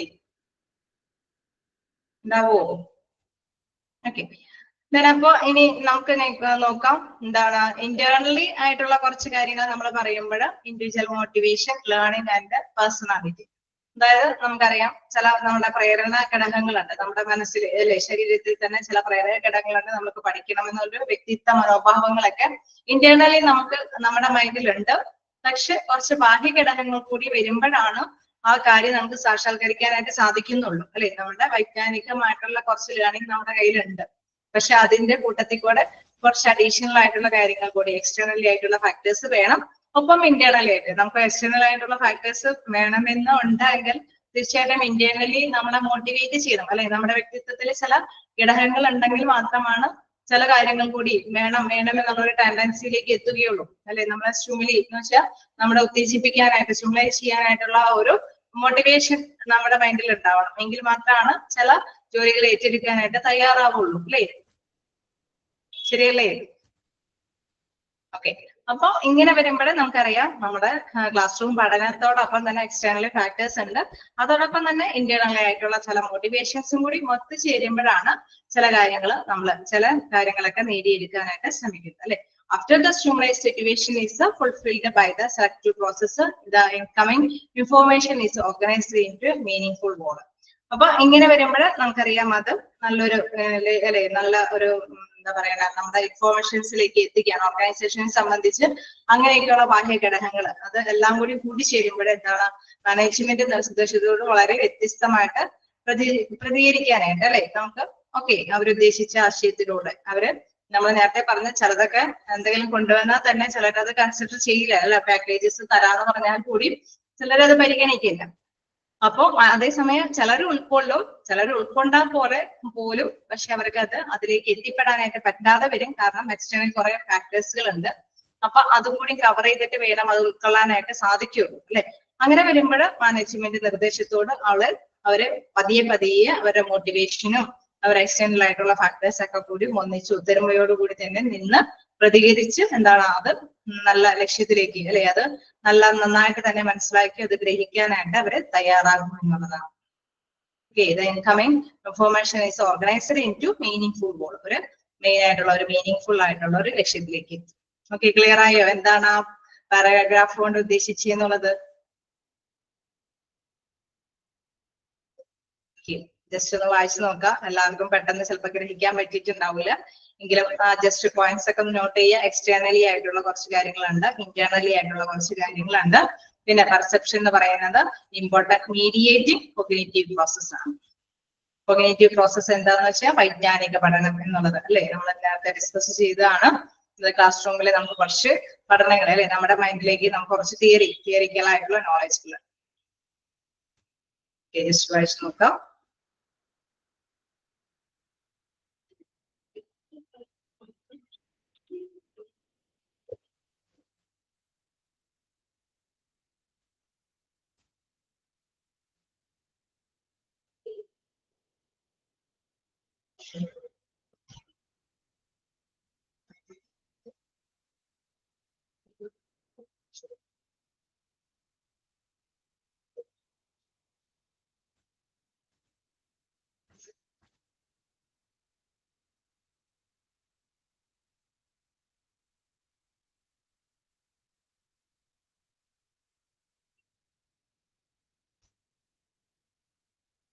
ഇവിടെ കുറച്ചൊരു എക്സാമ്പിളുകളൊക്കെ കാണുന്നുണ്ട്. നിങ്ങൾക്ക് അതിൽ നിന്ന് കുറച്ചും കൂടി മനസ്സിലാക്കാൻ സാധിക്കും. അതായത് നമ്മൾ നേരത്തെ പറഞ്ഞ മാതിരി കൊഗ്നിറ്റീവ് പ്രോസസ് ഇൻഡിവിജ്വൽസ് ഡിഫറൻസസ് എന്താണ് uniqueness are largely the result of the cognitive process. അതായത് ഇൻഡിവിജ്വൽസ് എല്ലാം വ്യത്യസ്തമാണ് അല്ലെ. അതിൽ പ്രധാനമായിട്ടും പറയുന്നത് ആ ഒരു എക്സാമ്പിൾ നോക്കാം. എന്താണ് the observation that the department head and subordinate may react differently to the same top management directive can be better understood and explained by the perpetual process. അതായത് നമ്മളിപ്പോ ഒരു മാനേജ്മെന്റ് എന്തെങ്കിലും ഒരു കാര്യം ചെയ്യണമെന്ന് അല്ലെ പെട്ടെന്ന് എന്തെങ്കിലും ചെയ്യണമെന്ന് പെട്ടെന്ന് റിയാക്ട് ചെയ്യണമെന്നുള്ള ഒരു മാനദണ്ഡത്തിൽ തന്നെ ഡിപ്പാർട്ട്മെന്റിനൊക്കെ ഷെയർ ചെയ്യണം. അപ്പൊ നമുക്കറിയാം ഹെഡ് ഓഫ് ദ ഡിപ്പാർട്ട്മെന്റിനൊക്കെ പെട്ടെന്ന് ഇത് ഗ്രഹിക്കാൻ പറ്റിയെന്ന് വരും. കാരണം അവര് ആ ഒരു വേയിലൂടെ പോകുന്നതായിരിക്കും. കാരണം അവർക്കറിയാം കുറെ മീറ്റിങ്ങുകളൊക്കെ പങ്കെടുക്കുന്നവരും അങ്ങനെയൊക്കെയുള്ളവരായിരിക്കും. അപ്പൊ പെട്ടെന്ന് എന്തെങ്കിലും ടാർജറ്റോ അല്ലെങ്കിൽ എന്തെങ്കിലും മാറ്ററോ സബ്മിറ്റ് ചെയ്യണം എന്നൊക്കെ പറയുമ്പോൾ അവർക്ക് എന്താണ് ഡിപ്പാർട്ട്മെന്റിന്റെ ഹെഡിനൊക്കെ പെട്ടെന്ന് ഗ്രഹിക്കാനായിട്ടും അവർ പെട്ടെന്ന് തന്നെ ആ ഡ്യൂട്ടി ചെയ്യാനൊക്കെ ആയിട്ട് തയ്യാറാകും. അതേസമയം സബോർഡിനേറ്റ് ഉദ്യോഗസ്ഥർക്ക് ആണെങ്കിൽ അത് പെട്ടെന്ന് റിയാക്ട് ചെയ്യാൻ പറ്റില്ല. കാരണം അവർക്ക് അത്രയും ഉള്ള അവയർനെസ് ഇല്ല. ഓക്കെ. അപ്പൊ നമ്മൾ നേരത്തെ പറഞ്ഞ മാതിരി എക്സ്റ്റേണലി കുറച്ച് ഫാക്ടേഴ്സും കൂടി അവരെ മനസ്സിലാക്കേണ്ടതുണ്ട്. എങ്കിൽ മാത്രമാണ് അവർക്ക് ആ ഒരു ടാർഗറ്റ് എന്താണ് ഉദ്ദേശിച്ചെന്നുള്ള ലെവലിലേക്ക് എത്താനായിട്ട് സാധിക്കുകയുള്ളൂ. മാനേജ്മെന്റിന് കൃത്യമായിട്ടുള്ള പെർഫോമൻസ് പ്രകടിപ്പിച്ച് കാഴ്ചവെക്കാനായിട്ട് സാധിക്കുകയുള്ളൂ. അപ്പൊ അത് തന്നെയാണ് ഇവിടെ ഡിഫറൻസ് ആയിട്ട് വരുന്നത്. അവരുടെ ധാരണയിലേക്ക് എത്തണമെങ്കിൽ ചില എക്സ്റ്റേണലി ഫാക്ടേഴ്സും കൂടി വന്നു കഴിയുമ്പോഴാണ് ഓക്കെ ഈ മോട്ടിവേഷൻ ഫാക്ടേഴ്സ് ഒക്കെ അവർക്ക് പൊരുത്തപ്പെട്ട് കൊണ്ടുപോയിട്ട് മാനേജ്മെന്റ് ഉദ്ദേശിച്ച രീതിയിൽ പ്രകടിപ്പിക്കാനായിട്ട് സാധിക്കുകയുള്ളൂ. അപ്പോൾ അവിടെയുള്ള വർക്കേഴ്സ് ഡിഫറെന്റ് ആണെന്നുള്ളതാണ് ഇവിടെ തന്നെ മീൻ ചെയ്യുന്നത്. അത് തന്നെയാണ് ഇവിടെ എടുത്ത് പറയുന്നത്. For example the observation that department head and subordinate may react quit differently അല്ലെ, പെട്ടെന്ന് തന്നെ അവർ റിയാക്ട് ചെയ്യുന്നത് ഡിഫറെന്റ് ആയിട്ടാണ്, വ്യത്യസ്തമായിട്ടാണ്. കാരണം ചിലർക്ക് അല്ലെ ടോപ്പ് മാനേജ്മെന്റിന് അവർക്ക് എന്താ പറയുക, ഹെഡ് ഓഫ് ദ ഡിപ്പാർട്ട്മെന്റിന് അത് പെട്ടെന്ന് ഗ്രഹിക്കാനായിട്ടും റിസൾട്ട് പെട്ടെന്ന് തന്നെ സബ്മിറ്റ് ചെയ്യാനൊക്കെ ആയിട്ട് സാധിക്കും. അതേസമയം സബോർഡിനേറ്റിന് അല്ലെ കീഴുദ്യോഗസ്ഥർക്ക് പെട്ടെന്ന് ഗ്രഹിക്കാൻ പറ്റിയെന്ന് വരില്ല. ചിലപ്പോൾ ചില അല്ലെ അവര് പഠിച്ചിരിക്കുന്ന വൈജ്ഞാനിക ഘടകങ്ങളൊക്കെ കുറച്ച് കുറവായിരിക്കും. അവർക്ക് മറ്റുള്ളവരെ ഹെൽപ്പും കൂടിയൊക്കെ ആയിട്ടായിരിക്കും അവർ പെട്ടെന്ന് ഗ്രഹിച്ചിട്ട് പിന്നെ ഓഫർ ചെയ്ത കാര്യങ്ങളിലേക്കൊക്കെ എത്തിപ്പെടുന്നത്. ഓക്കെ, ക്ലിയർ അല്ലേ?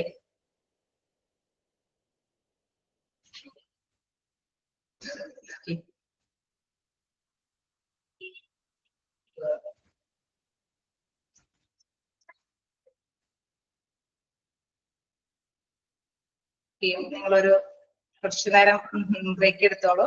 ഞാൻ ഇവിടെ തന്നെ ഉണ്ട്. ഓക്കെ, നമുക്ക് നെക്സ്റ്റ് ക്ലാസ് കണ്ടിന്യൂ ചെയ്യുന്നതിന് തടസ്സമൊന്നുമില്ലല്ലോ? ഉണ്ടോ? ഈ ഒരു പാരഗ്രാഫും കൂടി കഴിഞ്ഞിട്ട് നിർത്തിയാൽ മതി.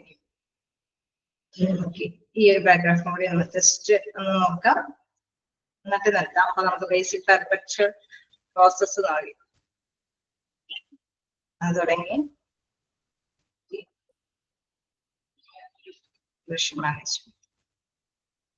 ഓക്കെ, അല്ലെങ്കിൽ നിങ്ങൾ നേരം ഇത്രയും നേരം എന്താ പറയാ ഒരു ടോപ്പിക്ക് കഴിഞ്ഞ് അടുത്ത ടോപ്പിക് ആയിട്ട് ഇങ്ങനെ കേട്ടോണ്ടിരിക്കുകയായിരുന്നു. എനിവേ നിങ്ങൾ നല്ല സപ്പോർട്ടീവ് ആണ്. തീർച്ചയായിട്ടും നമുക്ക് കുറച്ച് ബ്രേക്ക് ചെയ്തിട്ട് തരാം. ഓക്കെ, ഒരു 5-10 മിനിറ്റ് ഞാനിവിടെ തന്നെ ഉണ്ടാവും. ഓക്കെ.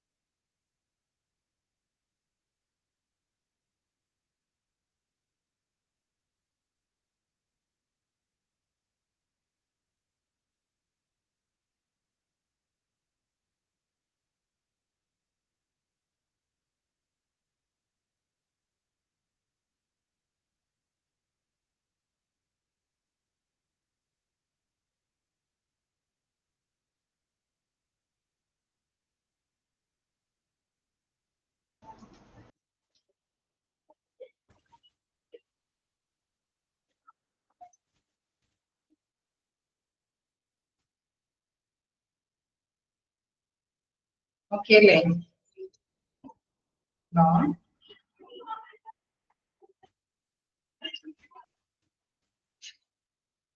നോക്കിയായിരുന്നോ? ഓക്കെയാണ്. നമുക്ക് ബാക്കി കണ്ടിന്യൂ ചെയ്യാം.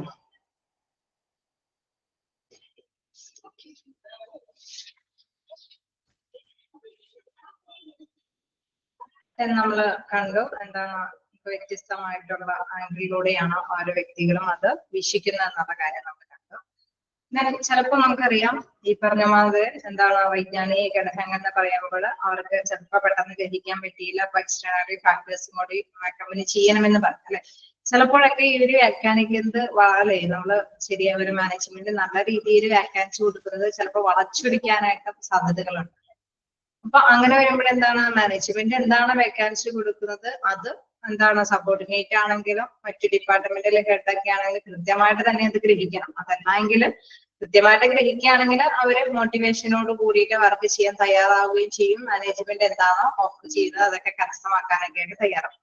പക്ഷെ ചില വ്യക്തികളുണ്ട് അല്ലെ, ചില നമുക്കറിയാം ഏത് നല്ല സ്ഥാപനമാണെങ്കിലും അതില് ചില എന്താണ് വ്യക്തികള് എന്തെങ്കിലുമൊക്കെ അല്ലേ വളച്ചൊടിച്ചിട്ട് അല്ല അവിടെയുള്ള വ്യക്തികളെ കൊണ്ടൊക്കെ അത് ചെയ്യാനൊക്കെ ആയിട്ട് പ്രേരിപ്പിക്കുന്ന ചില വ്യക്തികളുമുണ്ട് ഇല്ലേ? ഉണ്ടാവില്ലേ? അങ്ങനെയുള്ളവരുണ്ടാവോ? നല്ല ഉദ്ദേശത്തോട് കൂടിയിട്ടായിരിക്കും മാനേജ്മെന്റ് കുറെ ഓഫറുകളൊക്കെ പറയുന്നതും കാര്യങ്ങളും. അപ്പോ നന്നായിട്ട് തന്നെ വർക്ക് ചെയ്യാൻ ശ്രമിക്കുകയും ചെയ്യും. ചിലർക്ക് അത് കിട്ടിയില്ലെങ്കിൽ അവർ ഉദ്ദേശിച്ച വർക്ക് എന്താണെന്ന് ഗ്രഹിക്കാൻ പറ്റിയില്ലെങ്കിലും അവര് മറ്റാരുടെയെങ്കിലൊക്കെ സപ്പോർട്ടോടുകൂടിയൊക്കെ ഗ്രഹിച്ച് അത് ചെയ്യാനൊക്കെ ആയിട്ട് ശ്രമിക്കും. അതേസമയം ചില വ്യക്തികളുണ്ട് അല്ലെ, അത് ഈ പറയുന്ന മാനേജ്മെന്റ് പറയുന്ന ആശയത്തോട് യോജിക്കുകയും ഇല്ല, എന്താണ് അവര് അതിനെ വളച്ചൊടിച്ച് വേറെ വ്യാഖ്യാനത്തോട് കൂടിയിട്ടൊക്കെ കൊണ്ടുവരാനായിട്ടുള്ള തന്ത്രങ്ങൾ തന്നെ. അപ്പൊ അങ്ങനെയുള്ള ഒരു ഇതിലേക്ക് വരുമ്പോൾ അല്ലെ, അങ്ങനെ നമുക്ക് കുറച്ച് ഇതിലേക്ക് വരുമ്പോൾ the process of perception individuals gather various types of information from all 5 sense അല്ലെ. നമ്മള് എന്താ പറയുക, ഓരോ ഇൻഡിവിജ്വൽസിനും ആ സെൻസ് അനുസരിച്ചിട്ട് തന്നെ ഗ്രഹിക്കണമെന്നുണ്ട് അല്ലെ. അത് ചിലര് അത് മോശമായ രീതിയിലൊക്കെ ഇന്ററപ്റ്റ് ചെയ്യാം അല്ലെ, അത് ആ രീതിയിലേക്ക് ആശയങ്ങളൊക്കെ പ്രചരിക്കാനൊക്കെ ആയിട്ടുള്ള സാധ്യതകളുണ്ട്. Different people used perceive the same information differently, വ്യത്യസ്ത രീതിയിലായിരിക്കും അവരത് ഉൾക്കൊള്ളുന്നത് അല്ലെ, അത് വ്യാഖ്യാനിച്ചു കൊണ്ടുപോകുന്നത്. അപ്പോ perception play crucial role in determining individuals behaviour in organisation. അപ്പൊ ഇങ്ങനെ ധാരണകൾ എന്ന് പറയുമ്പോൾ ചിലരിൽ വ്യത്യസ്തമായിട്ടുള്ള ധാരണകൾ ഉണ്ടാകാം. ചിലർ ഈ പറഞ്ഞ മാതിരി മോശമായിട്ടുള്ള ധാരണകൾ വെച്ച് പുലർത്താൻ സാധ്യതയുണ്ട് അല്ലെ. അപ്പൊ അതുകൊണ്ട് തന്നെ ഓർഗനൈസേഷൻ അത് ശ്രദ്ധിക്കണം അല്ലെ, ആ മാനേജ്മെന്റ് അത് ശ്രദ്ധിക്കണം. നമ്മൾ കൊടുക്കുന്ന ഈ ധാരണകളെല്ലാം ഉദ്ദേശിച്ച രീതിയിൽ തന്നെയാണ് അവർ ഉൾക്കൊള്ളുന്നത്. ഇൻ കേസ് ഉൾക്കൊള്ളാൻ പറ്റാത്തവര് വേറെ ആരുടെയെങ്കിലൊക്കെ സേവനം തേടിയിട്ട് ഉൾക്കൊള്ളുന്നുണ്ടെങ്കിൽ പറഞ്ഞു കൊടുക്കുന്ന ആശയങ്ങളെല്ലാം വ്യത്യസ്തമായത് വളച്ചൊടിച്ച രീതിയിലൊക്കെയാണ് വ്യാഖ്യാനിച്ചു കൊടുക്കുന്നെങ്കിൽ തീർച്ചയായിട്ടും ആ കമ്പനിയെ റിവേഴ്സ് ആയിട്ട് എഫക്ട് ചെയ്യും. ഉണ്ടാവില്ലേ? എന്നുവെച്ചാ ഓക്കെ, നമുക്ക് ഉദ്ദേശിച്ച നേട്ടത്തിന് അപ്പുറം വിരുദ്ധമായിട്ടുള്ള പ്രതിഭാസത്തിലേക്ക് എത്താനായിട്ടുള്ള സാധ്യതയുണ്ട് അല്ലെ. അപ്പൊ അതുകൊണ്ട് തന്നെ നല്ല രീതിയിൽ തന്നെ ഈ മെസ്സേജുകൾ പാസ് ചെയ്യുന്നുണ്ടോ എന്ന് ഇവര് ഉറപ്പുവരുത്തേണ്ടതുണ്ട് അല്ലെ. അപ്പൊ അതാണ് ഉദ്ദേശിക്കുന്നത്. In spite of organization sending clear message, those messages are subject to destruction in the process of being perceived by organization members. മെമ്പേഴ്സിന്റെ കയ്യിലേക്ക് എത്തുന്നതെല്ലാം തന്നെ നല്ല രീതിയിൽ വ്യാഖ്യാനിച്ചുകൊണ്ട് തന്നെയാണോ, മോശം രീതിയിൽ എന്തെങ്കിലും മെസ്സേജുകൾ സന്ദേശങ്ങളെല്ലാം മോശം രീതിയിലൊക്കെ വ്യാഖ്യാനിച്ചു പോകുന്നുണ്ടോ എന്ന് അല്ലെ അവിടെ ഓർഗനൈസേഷൻ അത് ഉറപ്പുവരുത്തേണ്ടതുണ്ട്. Therefore, messages will be basic understanding of a fundamental perception process. അതുകൊണ്ട് തന്നെ അത് നല്ല രീതിയിൽ അല്ലെ മനസ്സിലാക്കി തന്നെയാണ് പോകണം. അല്ലെങ്കിൽ അത് അതിനെ എന്താണ് അഫക്ട് അല്ലെ റിവേഴ്സ് ആയിട്ട് എഫക്ട് ചെയ്യാനായിട്ടുള്ള സാധ്യതകളുണ്ട്. അപ്പൊ അതുകൊണ്ട് തന്നെ അത് ക്ലിയർ ആയിട്ട് തന്നെയാണോ ഈ മെസ്സേജുകൾ പോയിരിക്കുന്നത് എന്ന് കൃത്യമായിട്ട് ഗ്രഹിച്ചിട്ട് മാത്രമാണ് ഇത് മാനേജ്മെന്റ് ഡിസൈഡ് ചെയ്ത് എല്ലാവരിലേക്ക് എത്തിക്കാനായിട്ട് സാധിക്കാൻ പാടുള്ളൂ. ഇൻ കേസ് ഈ പ്രക്രിയ എന്തെങ്കിലും വളച്ചൊടിച്ചിട്ടുണ്ട് എങ്കിൽ ആ ധാരണകള് തെറ്റായ ധാരണകളിലേക്ക് എത്താൻ സാധ്യതയുള്ളത് കൊണ്ട് നമ്മൾ അതുമായി ബന്ധപ്പെട്ട അടിസ്ഥാന പെർഫെക്ഷൻ പ്രക്രിയയൊക്കെ അതുമായി ബന്ധപ്പെട്ടൊക്കെ നടത്തേണ്ടതായിട്ട് വരും. ഫണ്ടമെന്റൽ പെർഫെക്ഷൻ പ്രോസസ് അല്ലെങ്കിൽ ബേസിക് പെർസെപ്ഷൻ പ്രോസസ് എന്ന് പറയുന്നത് എന്താന്ന് നോക്കാം. Perception is affected by the traits of the objective being perceived and of the person and by a situation process. അതായത് ഇതുകൊണ്ട് ഉദ്ദേശിച്ച ട്രേറ്റ്സ് എന്ന് പറയുമ്പോൾ നമ്മൾ ഉദ്ദേശിച്ച കാര്യങ്ങളിലേക്ക് തന്നെ എത്തണം അല്ലെ. അത് ഗ്രഹിക്കപ്പെടുന്ന ആ വസ്തു അല്ലെങ്കിൽ ആ വ്യക്തി എന്ന് പറയുന്നത് ആ സ്വഭാവ വിശേഷങ്ങൾ ആ സാഹചര്യങ്ങളൊക്കെ നല്ല രീതിയിൽ തന്നെ ഗ്രഹണത്തിനെ സ്വാധീനിക്കുന്ന ഘടകങ്ങളാണ്. കേസ് നല്ല രീതിയിലല്ല എങ്കിൽ അത് വളച്ചൊടിച്ച രീതിയിലാണെങ്കിൽ തീർച്ചയായിട്ടും അതിന് റിഫ്ലക്റ്റ് ആയിട്ടുള്ള ആൻസറുകളായിരിക്കും കിട്ടുന്നത് അല്ലെ.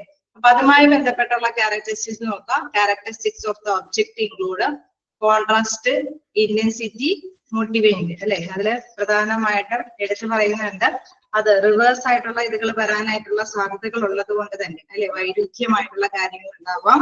പിന്നെ ഇന്റൻസിറ്റി തീവ്രത അല്ലെങ്കിൽ അതിന്റെ ചലനം അല്ലെങ്കിൽ ആവർത്തനം അതിന്റെ എന്താണ് വിശ്വാസത അല്ലെ അതെല്ലാം കൃത്യമായിട്ട് തന്നെ നമ്മൾ ശ്രദ്ധയോടുകൂടി തന്നെ കേന്ദ്രീകരിക്കണം. അല്ലെങ്കിൽ സ്വഭാവ വിശേഷങ്ങൾ സാഹചര്യ പ്രക്രിയകളൊക്കെ ഗ്രഹിക്കുന്നത് വ്യത്യസ്തമാണ്. നമ്മൾ നേരത്തെ പറഞ്ഞ മാനേജ്മെന്റ് നല്ലൊരു ഉദ്ദേശത്തോട് കൂടിയിട്ടാണ് അവിടെയുള്ള വർക്കേഴ്സിന് ചില കാര്യങ്ങളൊക്കെ ഓഫർ ചെയ്യുന്നത്. പക്ഷെ അത് ചിലര് എന്താണ് വളച്ചൊടിച്ച രീതിയിൽ വ്യാഖ്യാനം. അപ്പൊ ഈ ഓഫറുകളെല്ലാം എന്താണ് ടോപ്പിൽ ഇരിക്കുന്ന ഹെഡ് ഓഫ് ദ ഡിപ്പാർട്ട്മെന്റിനൊക്കെ പെട്ടെന്ന് ഗ്രഹിക്കാൻ സാധിക്കും, സബോർഡിനേറ്റിന് പെട്ടെന്ന് ഗ്രഹിക്കാൻ സാധിച്ചു എന്ന് വരില്ല. അപ്പൊ ഹെഡ് ഓഫ് ദ ഡിപ്പാർട്ട്മെന്റ് നന്നായിട്ട് ഗ്രഹിച്ച് കഴിയുമ്പോൾ അവരവരുടെ വർക്ക് ചിലർ നല്ല രീതിയിൽ തന്നെ വർക്ക് ഫിനിഷ് ചെയ്ത് ആ ഓഫറുകളൊക്കെ നേടിയെടുക്കാനായിട്ട് ശ്രമിക്കും. അതേസമയം സബോർഡിനേറ്റ് വ്യക്തികൾക്ക് അത് ഗ്രഹിക്കാൻ സാധിച്ചില്ല എങ്കിൽ മറ്റുള്ളവരെ സഹായം ചിലപ്പോൾ തേടേണ്ടി വരും. ഇങ്ങനെ തേടുന്ന സാഹചര്യത്തിൽ വളച്ചൊടിച്ച രീതിയിലുള്ള ആശയങ്ങളൊക്കെയാണ് ഇവർക്കൊക്കെ പകർന്നു കൊടുക്കുന്നതെങ്കിൽ തീർച്ചയായിട്ടും എന്താണ് അത് ഉദ്ദേശിച്ച ലക്ഷ്യത്തിൽ നിന്ന് വിരുദ്ധമായിട്ടുള്ള ലക്ഷ്യത്തിലേക്ക് എത്താനായിട്ടുള്ള സാധ്യതകളുണ്ട്. അത് തന്നെയാണ് അതുമായി ബന്ധപ്പെട്ട ഘടകങ്ങളിലേക്ക് ഒരു ബേസിക് അല്ലെ അടിസ്ഥാനമായിട്ടുള്ള കുറച്ച് ഇതിലേക്ക് വരുന്നത്. എന്താണ് ഇവിടെ പറയുന്നത് അടിസ്ഥാന പെർഫെക്ഷൻ പ്രക്രിയയിലേക്ക് വരുന്നു. അപ്പൊ അടിസ്ഥാന പെർഫെക്ഷൻ പ്രക്രിയ എന്ന് പറയുന്നത് എല്ലാവരും ഒരേപോലെ ഗ്രഹിക്കാത്തത് കൊണ്ടാണ് അല്ലെ. അതിന്റെ സവിശേഷതകളിൽ ഇൻക്ലൂഡ് ചെയ്തിരിക്കുന്ന കുറെ കാര്യങ്ങൾ എന്ന് പറയുന്നത് ഒന്ന് കോൺട്രാസ്റ്റ് എന്ന് വെച്ചാൽ എന്താണ് വൈരുദ്ധ്യം, തന്നെ ഇന്റൻസിറ്റി തീവ്രത, തന്നെ മൂവ്മെന്റ് അതിന്റെ ചലനം, അതായത് നമ്മൾ ഉദ്ദേശിച്ച ആശയത്തിന്റെ തീവ്രതയും അതിന്റെ വൈരുദ്ധ്യ ഘടകങ്ങളും, പിന്നെ എന്താണ് മൂവ്മെന്റ് അതിന്റെ എന്താ പറയുക പോണ വേയൊക്കെ അല്ലെ നമ്മൾ ഉദ്ദേശിച്ച വേയിൽ കൂടെ തന്നെയായിരിക്കണം പോണം അല്ലെ. അല്ലാതെ വേറെ രീതിയിലൊക്കെ എന്താ പറയുക ഒരാൾ പറയുന്ന ഒരു ആശയം അടുത്തൊരാൾക്ക് ഷെയർ ചെയ്യുമ്പോൾ അത് ഇച്ചിരി കൂടി കൂട്ടി കുറയ്ക്കും. ഇതെന്താ മൂന്നാമത്തെ ഒരാൾക്ക് കൊടുക്കുമ്പോൾ ഇച്ചിരി കൂടിയും അതിൽ കുറച്ച് കൂട്ടി കുറച്ചൊക്കെ എടുക്കും.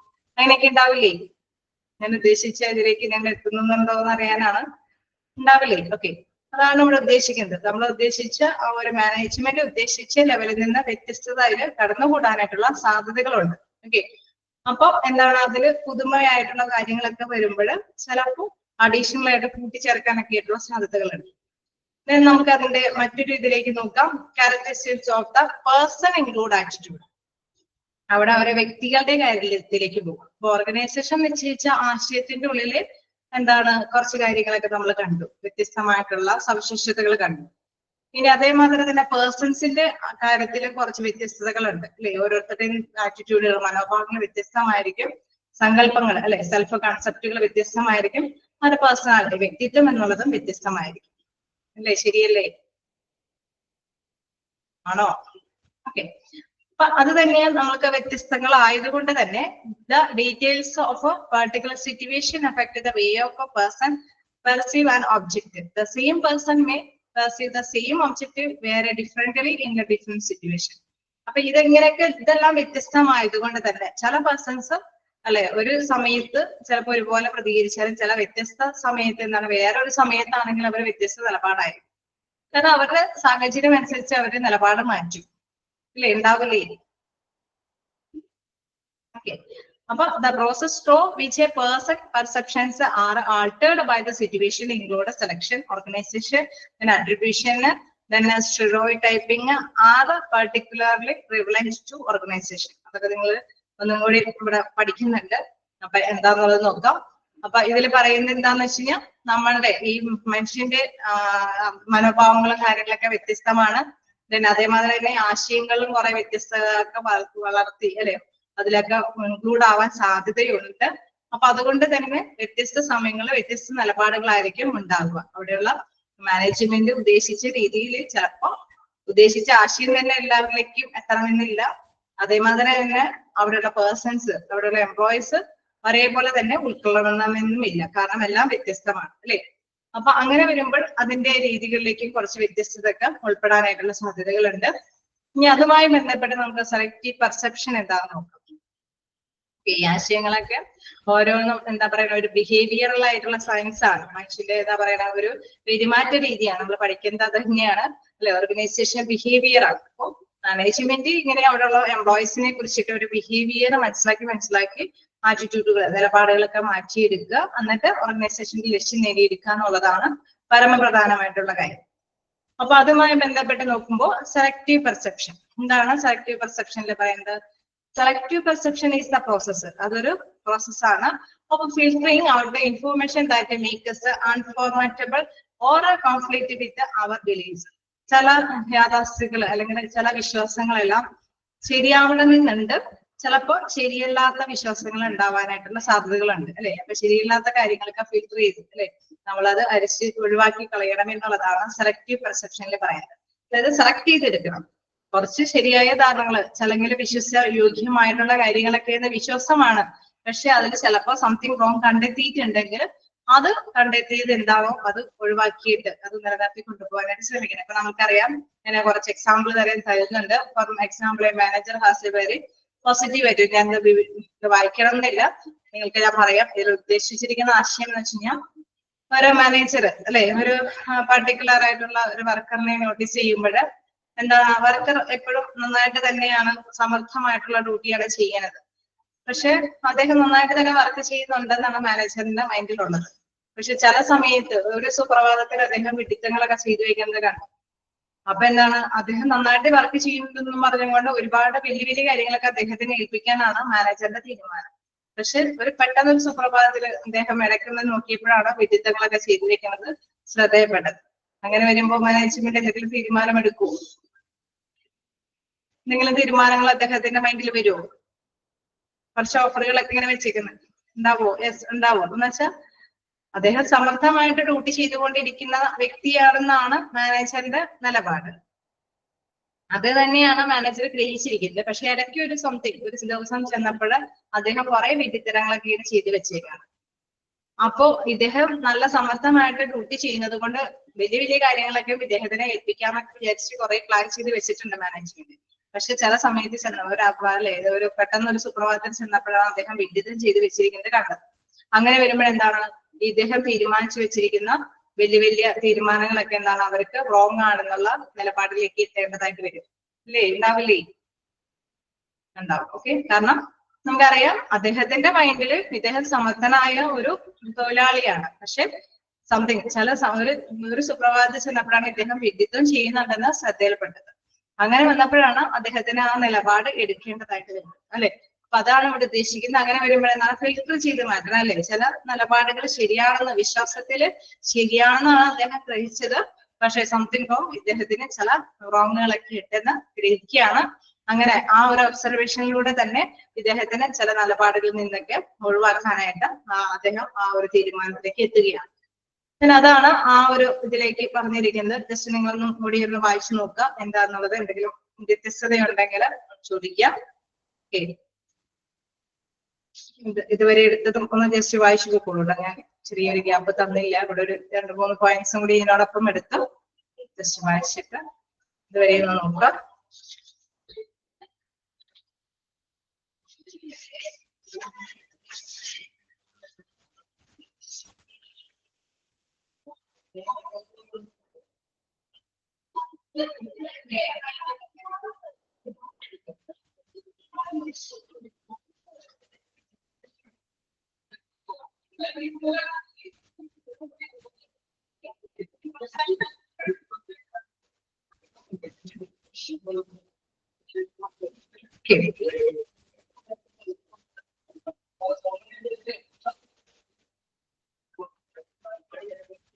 ണോ? എന്താണ് സെലക്ടീവ് പെർസെപ്ഷൻ എന്ന് പറയുന്നത്? അദ്ദേഹത്തിന്റെ ആശയങ്ങൾ, അദ്ദേഹത്തിന്റെ വിശ്വാസങ്ങൾ തെറ്റിക്കുന്ന ഒരു കാഴ്ചപ്പാട് കണ്ടു അല്ലെ, അതിൽ നിന്ന് ഫിൽട്ടർ ചെയ്യാം. ഇനി അതിന്റെ ഒരു റിവേഴ്സ് എൻട്രി കൂടി ഇവിടെ പറയുന്നുണ്ട്, നെഗറ്റീവ്ലി ഫീൽ ചെയ്യുന്നത് അല്ലെ. അതായത് suppose another manager has formed a very negative attitude about a particular worker. ഒരു മോശം അഭിപ്രായമാണ് ഒരു വർക്കറിനെ കുറിച്ചിട്ട് തോന്നുന്നത്. ഓക്കെ, അദ്ദേഹം ചെയ്യുന്നില്ല അങ്ങനെയാണ് ഇങ്ങനെയെന്നൊക്കെയാണ് ഗ്രഹിച്ചിരിക്കുന്നത്. പക്ഷെ സംതിങ് ചിലപ്പോ ഒരു സുപ്രഭാതത്തിൽ ഇദ്ദേഹത്തിനെ കുറിച്ചിട്ടും നിരീക്ഷിച്ചപ്പോഴും ഒബ്സർവ് ചെയ്തപ്പോഴും ഇദ്ദേഹം നന്നായിട്ട് ഹൈ ക്വാളിറ്റി അല്ലെങ്കിൽ ഹാർഡ് വർക്ക് ചെയ്യുന്നതായിട്ട് ഇദ്ദേഹത്തിന് ശ്രദ്ധയപ്പെടുകയാണ്. അപ്പൊ എന്താണ് എന്താണ് റോങ് ആയിട്ട് അധികം ചെയ്യില്ല എന്നുള്ള നിലപാട് മാറ്റി ചില കാര്യങ്ങളൊക്കെ ഏൽപ്പിക്കാനായിട്ട് ഒരു തെറ്റായ ആ നിലപാടിൽ നിന്ന് മാറ്റി ഇദ്ദേഹത്തിനെ നല്ല നിലപാടിലേക്ക് ഉൾപ്പെടുത്തുന്ന ഒരു പേഴ്സൺ ആണെന്ന് കൺസിഡർ ചെയ്തിട്ട് തന്നെ കൊടുക്കാനായിട്ട് ഇവർ തയ്യാറാവും. അപ്പൊ ഫിൽറ്ററിംഗ് എന്ന് പറയുമ്പോൾ നമുക്കറിയാം എന്താണോ ഉദ്ദേശിച്ചിരിക്കുന്ന ആശയം അതിൽ നിന്ന് റിവേഴ്സ് ആയിട്ടാണ് ഇദ്ദേഹം മനസ്സിലാക്കിയെടുക്കുന്നത് ഒബ്സർവ് ചെയ്തിരിക്കുന്നത്. അങ്ങനെ വരുമ്പോൾ ചില നിലപാടുകൾക്ക് മാനേജ്മെന്റ് മാറ്റങ്ങൾ വരുന്നതായിട്ടാണ് വരുന്നത്. ഓക്കെ അല്ലേ? സെലക്ടീവ് പെർസെപ്ഷൻ എന്ന് പറയുന്നത്. ഓക്കെ, അപ്പൊ നോക്കാം. അതൊരു സെൻസസ് ഒരു സെൻസ് എന്നുള്ള സെൻസസ് അല്ല, സെൻസ് നമ്മുടെ ഒരു ഒബ്സർവേഷൻ സെൻസിൽ വരുന്ന ഒരാശയങ്ങളാണ്. എന്താണ് beneficial because it allow us to disregard minor bits of information. If a selective perception causes managers to ignore important information, it can become quick determinant. അതായത് നമ്മളിപ്പോ നേരത്തെ കുറച്ച് നല്ല രീതിയിൽ തന്നെ ഇതൊക്കെ ഇങ്ങനെ ഒബ്സർവ് ചെയ്തിട്ട് തന്നെ കൊടുക്കേണ്ടത് മസ്റ്റാണ്. കാരണം ആ നിലപാടുകൾ മാത്രം വെച്ചുകൊണ്ടിരുന്നിട്ട് വലിയ വലിയ കാര്യങ്ങൾക്ക് എത്തിച്ച് വലിയ റോങ്ങിലേക്ക് എത്തിപ്പെടുന്നേക്കാളും ബെറ്റർ ഒബ്സർവ് ചെയ്ത് നിലപാടുകൾക്കൊക്കെ എന്തെങ്കിലും ഫിൽട്ടർ ചെയ്യേണ്ടതുണ്ടെങ്കിൽ അത് ഫിൽട്ടർ ചെയ്ത് കൊടുക്കുന്നതായിരിക്കും ഏറ്റവും ബെറ്റർ. കാരണം വലിയ വലിയ അതിലേക്ക് എത്തിപ്പെടുന്നതിന് മുമ്പ് തന്നെ ക്ലിയർ ചെയ്ത് പോകാനായിട്ട് തയ്യാറാവുക എന്നുള്ളത്. പിന്നെ അടുത്തതായിട്ട് നമ്മൾ നോക്കുമ്പോൾ എന്താണ് സ്റ്റെറോയിഡ് ടൈപ്പിംഗ്. എന്താണ് സ്റ്റെറോയിഡ് ടൈപ്പിംഗ് എന്ന് പറയുന്നത്? ഇത് ഒരു ചെറിയ എക്സാമ്പിൾ സഹിതം നോക്കുകയാണെങ്കിൽ എളുപ്പം മനസ്സിലാക്കാനായിട്ട് സാധിക്കും. അതായത് ഇതിൽ പറയുന്നത്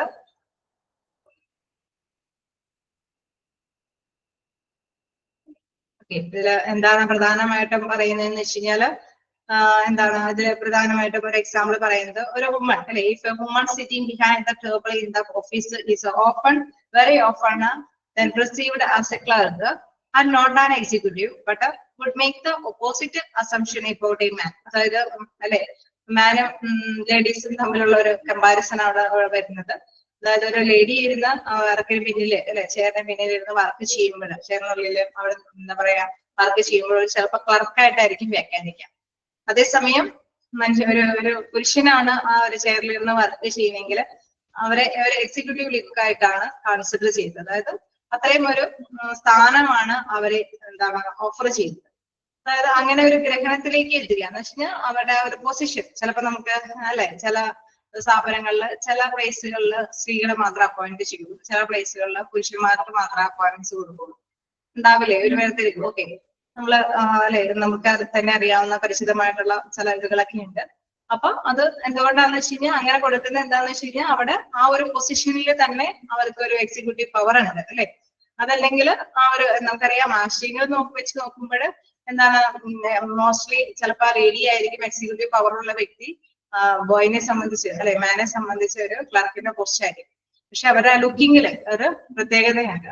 അതാണ് ഇവിടെ പ്രധാനമായിട്ട് പരിഗണിക്കുന്നത്. Steroid means the act categorising or labelling people on the basis of a single attribute. അതായത് അവരെ ലേബൽ ചെയ്യാണ് നമ്മള് മനസ്സിലാക്കിയിരിക്കണം. അവരെ എന്താണ് പ്രത്യേകമായിട്ട് ഐഡന്റിഫൈ ചെയ്ത് കാറ്റഗറൈസ് ചെയ്ത് നമ്മള് വേർതിരിച്ച് തന്നെ മനസ്സിലാക്കിയിരിക്കുകയാണ്. Perception based on stereotype about people's sex, exist more or less most work places. Mostly നമുക്കറിയാം ചില റിസപ്ഷനിസ്റ്റ് കൗണ്ടറിലൊക്കെ ലേഡീസിനെ തന്നെയായിരിക്കും അപ്പോയിന്റ്മെന്റ്സ് കൊടുക്കുന്നത്. ചില മേഖലകളിലൊക്കെ എന്താണ് പുരുഷന്മാർക്ക് മേധാവിത്വം കൊടുക്കും അത് വർക്കിന്റെ ഒരു പ്രത്യേകതയാണ് അത് നല്ല രീതിയിൽ അങ്ങനെ കൊടുത്താൽ മാത്രമാണ് അവിടെ കുറച്ചും കൂടി അട്രാക്റ്റബിൾ ആവുള്ളൂ എന്ന് ഗ്രഹിച്ചു തന്നെയാണ് ഓർഗനൈസേഷന്റെ മാനേജ്മെന്റ് ആ തീരുമാനങ്ങളൊക്കെ എടുക്കുന്നത്. അപ്പൊ അവരുടെ ആശയങ്ങൾ അവരുടെ വിശ്വാസങ്ങളുടെ അടിസ്ഥാനത്തിൽ നമ്മളിപ്പോ ബിഹേവിയറൽ സയൻസ് ആയതുകൊണ്ട് തന്നെ എന്താണ് അവരെ ഗ്രഹിക്കുന്നു മറ്റുള്ളവരെ അട്രാക്ട് ചെയ്യാൻ സെക്ഷൽ ആയിട്ടുള്ള രീതികൾ കൂടി കൺസിഡർ ചെയ്യണമെന്നുള്ളത്. ക്ലിയർ ആയി? അതാണ് ആ ഒരു സ്റ്റിറോയിഡ് ടൈപ്പിംഗ് എന്നുള്ള ഒരു പ്രധാനപ്പെട്ട ഒരു മനസ്സിലാക്കിയിരിക്കേണ്ട പോയിന്റ്. എന്താണ് മറ്റുള്ളവരെ അട്രാക്ട് ചെയ്യാനായിട്ട് ചില സെക്ഷൽ ആയിട്ടുള്ള ശ്രമം കൂടി നടത്തേണ്ടതുണ്ട്. ആ ഒരു ബിഹേവിയറൽ സയൻസും കൂടി മനസ്സിലാക്കി തന്നെയാണ് പോകേണ്ടത് എന്നുള്ളത്. then ഇവിടെ പറയുന്നുണ്ട് എന്താണ് individuals sex determines which task he or she will be able to perform. അവർക്കത് പെർഫോം ചെയ്യാൻ പറ്റുമെന്നുള്ളതാണ് ജനങ്ങൾ പൊതുവെയുള്ള ധാരണ. ആ ധാരണയുടെ അടിസ്ഥാനത്തിലാണ് അവർക്ക് ആ ഒരു വിങ് ആ ഒരു പൊസിഷൻ അവർക്ക് അഡോപ്റ്റ് ചെയ്തു കൊടുക്കുന്നത്. ഓക്കെ, വീണ്ടും ജസ്റ്റ് വായിച്ചു നോക്കാം. ഓരോന്നും എന്താണ് ഉദ്ദേശിച്ചിരിക്കുന്ന ആശയം എന്നുള്ളത് ഗ്രഹിക്കുക. മനസ്സിലായില്ലെങ്കിൽ ചോദിക്കണം കേട്ടോ. എന്തായാലും ഓരോ പോയിന്റ്സും നമുക്ക് കവർ ചെയ്ത് പോകണം.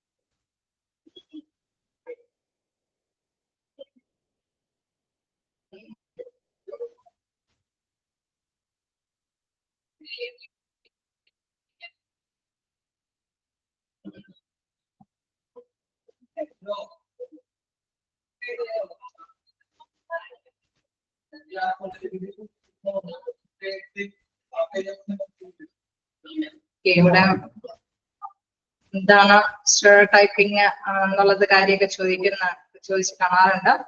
Stereotyping is the act of categorizing or labeling people on the basis of a single attribute. Okay. Then അതുമാതിരി തന്നെ selective perception ഉണ്ട്. Selective perception is the process of filtering out the information that make us uncomfortable or conflict with our beliefs. നമ്മുടെ വിശ്വാസങ്ങളും യാഥാർത്ഥ്യങ്ങളും അല്ലെ അതിനെ ശരിയായ രീതിയിൽ തന്നെ മനസ്സിലാക്കിയിട്ട് ഫിൽട്ടർ ചെയ്തെടുക്കണം പ്രോസസ്സാണ് സെലക്റ്റീവ് പെർസെപ്ഷൻ എന്ന് പറയുന്നത്. അത് കണ്ടുപിടിച്ചിരിക്കുക. അതേമാതിരി തന്നെ സ്റ്റീരിയോടൈപ്പിംഗ് നമുക്ക് ഇനി പഠിക്കാനുള്ളത് എന്താണ് 3 തരത്തിലുള്ള സ്റ്റേജസുകളുണ്ട്. അത് ജസ്റ്റ് നോട്ട് ചെയ്യാം. അതായത് നമ്മളിപ്പോ ജസ്റ്റ് കണ്ടു അല്ലെ, ഇങ്ങനെ സെക്ഷലായിട്ട് തന്നെ അവരെ ഐഡന്റിഫിക്കേഷൻ കൊടുക്കുമ്പോൾ ചിലത് എല്ലാവരും ഉൾക്കൊള്ളുന്നത് ആ ഒരു ആംഗിളിൽ തന്നെയാണ് കൺസിഡർ ചെയ്യുന്നത്. അതുകൊണ്ടാണ് അവർക്ക് അങ്ങനെ ഒരു പൊസിഷൻ കൊടുക്കുന്നത്. തന്നെ അങ്ങനെ വരുമ്പോൾ അതിൽ 3 സ്റ്റേജസ് പറയുന്നുണ്ട്. അതായത് people like woman, politicians associating certain characteristics for example. അതായത് അല്ലെ പൊളിറ്റീഷ്യനായിട്ടൊക്കെ കാറ്റഗറൈസ് ചെയ്യുന്നത് വുമൺ അല്ലെങ്കിൽ വെൻ വുമൺ ദെൻ പൊളിറ്റീഷ്യൻസ് ആയിട്ടാണ് നമ്മൾ കാറ്റഗറൈസ് ചെയ്യുന്നത്. അവിടെ അങ്ങനെ നോക്കുമ്പോൾ തീർച്ചയായിട്ടും ചിലപ്പോ അല്ലെ ചില ഇതുകളിൽ നമ്മൾ കണ്ടിട്ടുണ്ട് എന്താണ് ഒരു രാഷ്ട്രീയക്കാരൻ എന്തെങ്കിലും എന്താണ് സത്യസന്ധത പുലർത്തുന്നില്ലെങ്കിലും അവരുടെ കൂടെയുള്ള എല്ലാ രാഷ്ട്രീയക്കാരും ആ ഒരു രീതിയിൽ തന്നെയാണ് അല്ലെ. അങ്ങനെയുള്ള ഒരു സിദ്ധാന്തം, അങ്ങനെയുള്ള ഒരു വൈജ്ഞാനികമായിട്ടുള്ള അറിവാണ് ഇവിടെ എക്സാമ്പിൾ ആയിട്ട് പറഞ്ഞിരിക്കുന്നത്. For example, if a dishonesty is associated with the politician, we are likely to assume that the next politician we meet is also untruthful. അവരും സത്യസന്ധരല്ല എന്നാണ് അതിൽ ഉദ്ദേശിക്കുന്നത്. ഓക്കെ, അതായത് നമ്മളെ എല്ലാവരെയും ഒരേപോലെ കൺസിഡർ ചെയ്യുന്നത്, നമ്മളിപ്പോ മൈൻഡലി അക്സെപ്റ്റ് ചെയ്യുന്ന രീതിയാണ്. എല്ലാ രാഷ്ട്രീയക്കാരെ വിശ്വസിക്കണമെന്നില്ല എന്നൊക്കെ ഉള്ള ഒരു രീതി ഇന്നത്തെ അവലംബിച്ചതേ ഉള്ളൂ. അങ്ങനെ എല്ലാവരും ഉൾക്കൊള്ളാൻ പറ്റിയെന്ന് വരില്ല അല്ലെ. എനിവേ എന്താണ് അതൊക്കെ അങ്ങനെ തന്നെ മീൻ ചെയ്ത് പോവുക. തന്നെ ജസ്റ്റ് വായിച്ചു നോക്കുക. നമുക്ക് നെക്സ്റ്റ് നോക്കാനുള്ളത് പെർസെപ്ഷൻ ആൻഡ് ആട്രിബ്യൂഷൻ ആണ്. ഇംപ്രഷൻ മാനേജ്മെന്റും കൂടിയുണ്ട്. ഓക്കെ, വായിച്ചു നോക്കാം.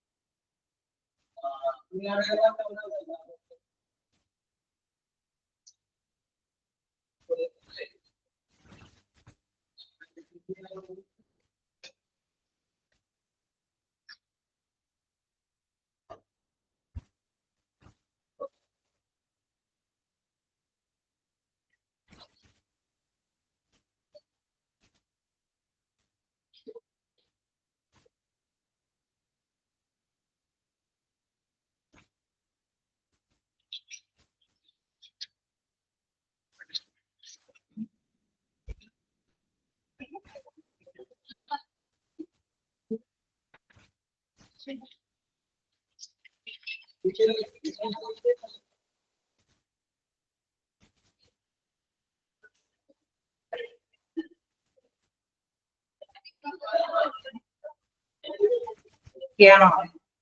നമുക്ക് നെക്സ്റ്റ് നോക്കാം. അതായത് പെർസെപ്ഷൻ എന്നുള്ള എന്താണ് പെർസെപ്ഷൻ ആൻഡ് ആട്രിബ്യൂഷൻ അല്ലെ, അതാണ് നമുക്ക് next നോക്കാനുള്ളത്. Perception is also closely connected to another process known as attribution. അതൊക്കെ പെർസെപ്ഷൻ എന്ന ധാരണ അല്ലെ, അതിന്റെ വ്യാഖ്യാനം എന്ന് പറയുന്നത് ആട്രിബ്യൂഷനുമായിട്ട് അടുത്ത് തന്നെ ഒരു ബന്ധം സ്ഥാപിക്കുന്നതാണ്. എന്താണ് ആട്രിബ്യൂഷൻ നോക്കാം.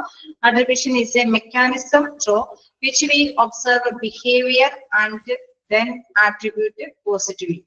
അതായത് ആട്രിബ്യൂഷൻ എന്ന് പറയുന്നത് എന്താണ്, നിരീക്ഷണമായിട്ടുള്ള ഒരു അല്ലെ ഒരു സംവിധാനമാണ്. നിരീക്ഷിക്കുക എന്നുള്ള ഒരു പ്രധാനപ്പെട്ട സംവിധാനമാണ് ആട്രിബ്യൂഷനിൽ വരുന്നത്. അതായത് പെരുമാറ്റത്തെ നിരീക്ഷിക്കുക, ഒരു ബിഹേവിയറിനെ നിരീക്ഷിക്കുന്ന ഒരു മെക്കാനിസം പ്രോസസ് ആണ് ആട്രിബ്യൂഷനിൽ പറയുന്നത്. Attribution is a mechanism through which we observe behavior and then attribute positive. അത് നിരീക്ഷിക്കുക, അത് നിരീക്ഷിക്കുന്ന രീതി, അത് ആ പെരുമാറ്റം ഓരോ വ്യക്തിയുടെയും പെരുമാറ്റത്തെ കൃത്യമായിട്ട് നിരീക്ഷിച്ചിട്ട് കാരണം അല്ലെ, അതിനുശേഷം അതിന്റെ കാരണങ്ങൾ ആരോപിക്കുക അല്ലെ. അവിടെ ഉള്ള എംപ്ലോയീസിന് വെറുതെ ഓരോ കാര്യങ്ങളൊക്കെ കൊടുത്തിട്ട് ചിലപ്പോ അവർക്ക് ലോഡ് താങ്ങാൻ പറ്റാത്തത് കൊണ്ടായിരിക്കും, ചിലപ്പോ അവര് ഗ്രഹിച്ചത് പെട്ടെന്ന് ഗ്രഹിക്കാൻ പറ്റാത്തത് കൊണ്ടായിരിക്കും, ചിലപ്പോൾ ഗ്രഹിക്കാനായിട്ട് മറ്റുള്ളവരുടെ അഭയം തേടിയപ്പോ അത് വളച്ചൊടിച്ച് കൊടുത്തത് കൊണ്ടായിരിക്കും. അപ്പൊ അവരുടെ പ്രോബ്ലം കൊണ്ടായിരിക്കില്ല ചിലപ്പോ ആ എംപ്ലോയി നല്ല റിസൾട്ട് പ്രകടിപ്പിക്കാറ്. ഒരുപക്ഷെ അവർക്ക് താങ്ങാൻ പറ്റാത്തതായിരിക്കും, അല്ലെങ്കിൽ ആരുടെയെങ്കിലും സേവനം തേടിയപ്പോൾ അവര് വളച്ചൊടിച്ച് ആശയം പകർന്നു കൊടുത്തത് കൊണ്ടായിരിക്കും. അപ്പൊ നമുക്കറിയാം അവരെ അല്ലെ, അവർക്ക് നല്ല രീതിയിലുള്ള അറിവ് ഗ്രഹിച്ചു കൊടുത്തേനെങ്കിൽ തീർച്ചയായിട്ടും അവര് നല്ല റിസൾട്ട് തന്നെ കമ്പനിക്ക് കൊടുത്തേനെ. അപ്പൊ അതുകൊണ്ട് തന്നെ ആട്രിബ്യൂഷൻ എന്ന് പറയുന്ന ഒരു മെക്കാനിസം ആണ്. So which we observe behaviour and then attribute positivity. അതിനുശേഷം കാരണം എന്താണെന്ന് കണ്ടെത്തുക എന്നുള്ളതാണ്. ഓക്കെ, ക്ലിയർ ആയോ? പോയിന്റ് നോട്ട് ചെയ്യാം ആട്രിബ്യൂഷൻ എന്താന്നുള്ളത്. ഓക്കെ, അപ്പൊ എന്താണ് അതുകൊണ്ട് അപ്പൊ അതിന് ജസ്റ്റ് ഒന്ന് ഈ പാരഗ്രാഫ് നമുക്ക് വായിച്ചു തന്നെ പോകാം, കാരണം അത് ഇച്ചിരി 3-4 പോയിന്റ് ആയിട്ടുള്ളിൽ തന്നെയുണ്ട്. നോക്കാം. According to attribution theory, once we observe behaviour we evaluate it in terms of its consensus, consistency and distinctiveness. Okay, next അതിൽ എന്താണ് പ്രധാനമായിട്ട് പറയുന്നത്, നമ്മൾ ആട്രിബ്യൂഷൻ തിയറി എന്ന് പറയുന്നത്, അതായത് ആ സിദ്ധാന്തം എന്ന് പറയുന്നത്, നമ്മൾ ആദ്യം തന്നെ എന്താണ് ബിഹേവിയർ ഒബ്സർവ് ചെയ്യണം അല്ലെ. ഒബ്സർവ് ചെയ്യുന്ന അനുസരിച്ചിട്ട് പെരുമാറ്റത്തെ നിരീക്ഷിച്ചുകൊണ്ട് തന്നെ അതിന്റെ സമയാവയം അല്ലെ, നമ്മള് ഒരു നിശ്ചിത സമയത്തിനുള്ളിൽ ഡ്യൂട്ടി ചെയ്യാനായിട്ടാണ് മാനേജർ ആവശ്യപ്പെടുന്നത്. അതിൽ നമ്മൾ ഹെഡ് ഓഫ് ദ ഡിപ്പാർട്ട്മെന്റ് പെട്ടെന്ന് ഗ്രഹിക്കുന്നുണ്ട്, ചില സബോർഡിനേറ്റിന് പെട്ടെന്ന് ഗ്രഹിക്കാനായിട്ട് സാധിക്കുന്നില്ല അല്ലെ, ഒരു സമയാവയം കൊടുക്കുന്നുണ്ട്. ഞാൻ അതേമാതിരി തന്നെ സ്ഥിരത, അവർക്കൊരു കോൺസിസ്റ്റൻസി ഉണ്ട്, അവർക്കൊരു കപ്പാസിറ്റി ഉണ്ട് അല്ലെ. അവരെ കപ്പാസിറ്റി അനുസരിച്ചിട്ട് ഒരു പക്ഷെ അവർക്ക് ഗ്രഹിക്കാനായിട്ട്, അവർക്ക് സമയത്തിനുള്ളിൽ ഗ്രഹിച്ചെടുക്കാനായിട്ട് ആവശ്യമാണ്. അതേമാതിരി തന്നെ അവർക്ക് എന്താണ് വ്യക്തിഗതമായിട്ടുള്ള ഒരു ഡിസ്റ്റിങ്റ്റീവ് അല്ലെ, ഒരു വ്യക്തിഗത കഴിവും കൂടിയുണ്ട് അല്ലെ. ഇതൊരു എന്താ പറയുന്ന ഒരു സമയാവയം വേണം, അതോടൊപ്പം തന്നെ ഒരു സ്ഥിരത വേണം. ദെൻ വ്യതിരക്തത, അതായത് നമുക്ക് ഒരു ആശയത്തോട് തന്നെ ഉൾക്കൊള്ളാനായിട്ടുള്ള ഒരു കപ്പാസിറ്റി അല്ലെ, അതും കൂടി അതിനോടൊപ്പം തന്നെ കോൺസെൻട്രേറ്റ് ഒന്നിച്ച് തന്നെ ഉൾക്കൊള്ളേണ്ടതുണ്ട്. ഇനി അതിന്റെ ഓരോ പോയിന്റ്സുകൾ എന്താന്ന് പറയുന്നുണ്ട്. ഓക്കെ, നിങ്ങൾ ഈ ആശയം എന്താണെന്ന് ഗ്രഹിച്ചോ? ജസ്റ്റ് വായിച്ചു നോക്കാം, അതിനോടൊപ്പം തന്നെ വായിച്ചു പോവാം. ഈ പാരഗ്രാഫ് നമുക്ക് ഒന്നിച്ച് പോവാം, കാരണം അത് പെട്ടെന്ന് നിങ്ങൾ ഉൾക്കൊണ്ടു കഴിഞ്ഞാൽ നിങ്ങൾ ഓക്കെയാണ്.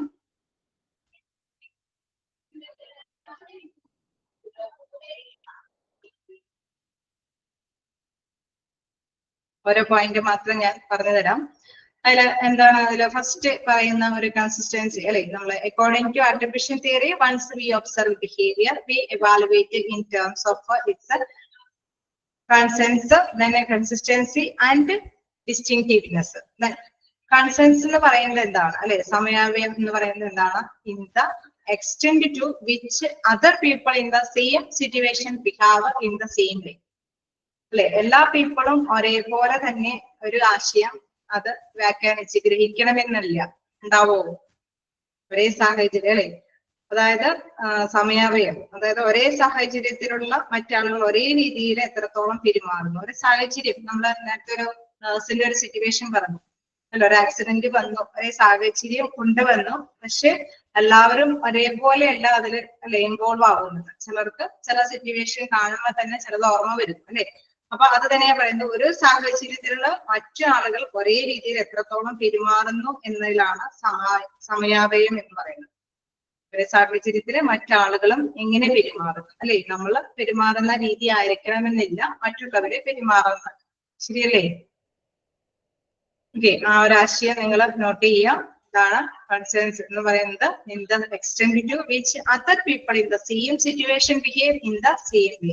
എല്ലാവരും നമ്മൾ പെരുമാറുന്ന രീതി തന്നെ ആവണമെന്നില്ല ആ സാഹചര്യത്തോട് പെരുമാറുന്നത്. നെക്സ്റ്റ് നോക്കാം. ഓക്കെ ആണോ? എന്തെങ്കിലും നോട്ട് ചെയ്യാണ്ടെങ്കിൽ നോട്ട് ചെയ്ത് പോവാം.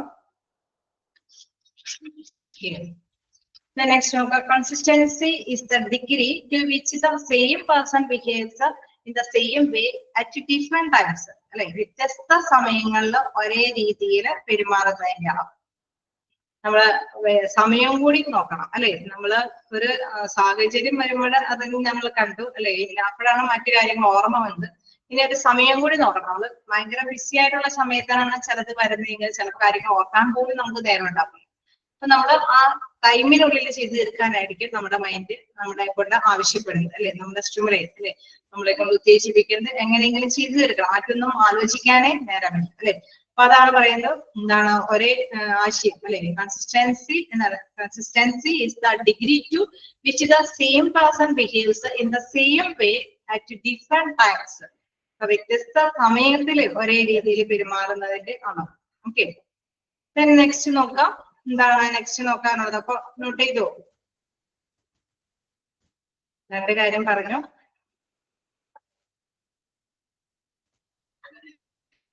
ഇനി നമുക്ക് നെക്സ്റ്റ് നോക്കാനുള്ളത്, നെക്സ്റ്റ് നോക്കാം. ഡിസ്റ്റിങ്ക്റ്റീവ്നെസ് എന്ന് പറയുന്നത് is the extent to which it is the same way in other situations.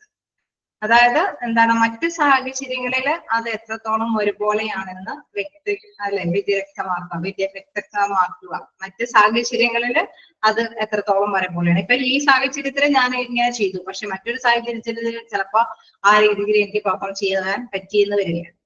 അപ്പൊ അങ്ങനെ മൂന്ന് കാര്യങ്ങൾ ഇതിനോട് റിലേറ്റ് ചെയ്ത് വരുന്നുണ്ട്. സമയത്തിന്റെ കാര്യം വരുന്നുണ്ട്, സ്ഥിരതയുടെ കാര്യം വരുന്നുണ്ട്, അതോടൊപ്പം തന്നെ അല്ലെ എത്രത്തോളം നമ്മൾക്ക് ഒരേപോലെ തന്നെ അത് കൺസിഡർ ചെയ്ത് കൊണ്ടുപോകാനായിട്ട് സാധിക്കുമെന്നില്ല.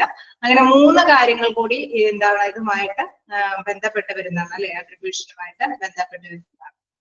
ഓക്കെ, ക്ലിയർ അല്ലേ? ആ മൂന്ന് കാര്യങ്ങളും ഞാൻ ഓരോ സമയം തന്നു തന്നെയാണ്, നിങ്ങൾ ജസ്റ്റ് ഒന്ന് വായിച്ചു നോക്കുക.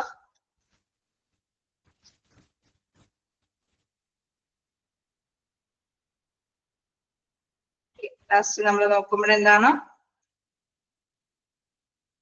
the force either within the person, internal or outside the person, external, lead to driving the behavior. അതായത് വ്യക്തികളുടെ അല്ലെ, നമ്മുടെ വ്യക്തിക്ക് പുറത്തുള്ള ശക്തികളാണ് പെരുമാറ്റത്തെ നയിക്കുന്നത് അല്ലെ. നമ്മുടെ പെരുമാറ്റം എന്ന് പറയുന്ന ആ സാഹചര്യം, ആ സമയം, ആ ഒരു അല്ലെ, നമ്മുടെ മൈൻഡിലേക്ക് പല ആശയങ്ങൾ ചിലപ്പോ നമ്മൾക്ക് ചില മെമ്മറി വരുന്നു. ചിലപ്പോ ആ സമയത്തിനെ നമ്മൾ ഫേസ് ചെയ്യും. ചിലപ്പോ ഒരു സാഹചര്യത്തിൽ ഇങ്ങനെ ചെയ്തിട്ടുണ്ടോ, മറ്റൊരു സാഹചര്യത്തിൽ വേറെ ചെയ്തിട്ടുണ്ടോ അല്ലെ. ഒരേപോലെ തന്നെയുള്ള വ്യക്തി തന്നെയാണ് ഇത് ചെയ്യുന്നത്, പക്ഷെ സാഹചര്യം അനുസരിച്ചിട്ട് അദ്ദേഹം വ്യത്യസ്ത രീതിയിൽ വർക്ക് ചെയ്യുന്നുണ്ട്. അതാണ് the force either within the same person, internal or outside the person, external, lead to driving the behavior. നമ്മുടെ ബിഹേവിയർ, നമ്മുടെ പെരുമാറ്റ രീതി എന്ന് പറയുന്നത് അല്ലെ വ്യത്യസ്തമായി അത് ചിലപ്പോൾ ആന്തരിക ഘടകങ്ങളോ അല്ലെങ്കിൽ ബാഹ്യമായിട്ടുള്ള ചില ഘടകങ്ങളോ, നമ്മുടെ സമയത്തിന്റെ ഫാക്ടറോ അല്ലെങ്കിൽ ആ സാഹചര്യം ഉൾക്കൊള്ളുന്ന ഫാക്ടറോ അങ്ങനെ എന്തെങ്കിലുമൊക്കെ ആന്തരിക ഘടകങ്ങളും അതിൽ ഡ്രൈവ് ചെയ്യുന്നുണ്ട്, നമ്മളെ ഉത്തേജിപ്പിക്കുന്നുണ്ട് അല്ലെ. പെരുമാറ്റ രീതിയിലേക്ക് ചെയ്യാനായിട്ട് നമ്മളെ പ്രേരിപ്പിക്കുന്നുണ്ട് എന്നാണ്. ഓക്കെ അല്ലേ? ജസ്റ്റ് വായിച്ചു നോക്കാം. രണ്ട് മൂന്ന് പോയിന്റ്സുകളൊക്കെ അവിടെ പറയുന്നുണ്ട്. നമുക്ക് പെട്ടെന്ന് ഓടിച്ചു പോകേണ്ടതില്ല, നമുക്ക് ആകെ കുറച്ച് ഭാഗം കൂടി ഉള്ളൂ.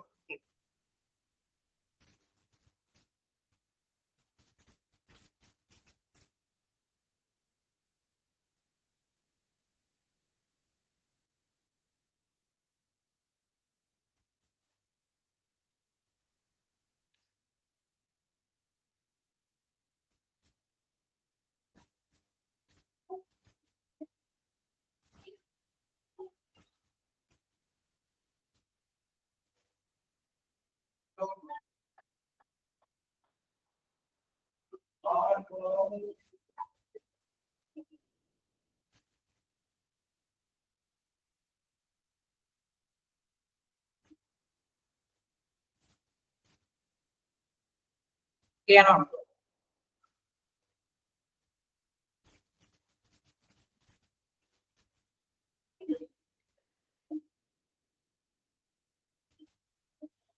ഇവിടെയും ഒരു എക്സാമ്പിൾ പറയുന്നുണ്ട്. അതിൽ പറയുന്ന ഒരു എക്സാമ്പിൾ എന്ന് പറയുന്നത്, അതായത് നോക്കാം, നോക്കാം, കണ്ടിന്യൂ ചെയ്തോട്ടെ.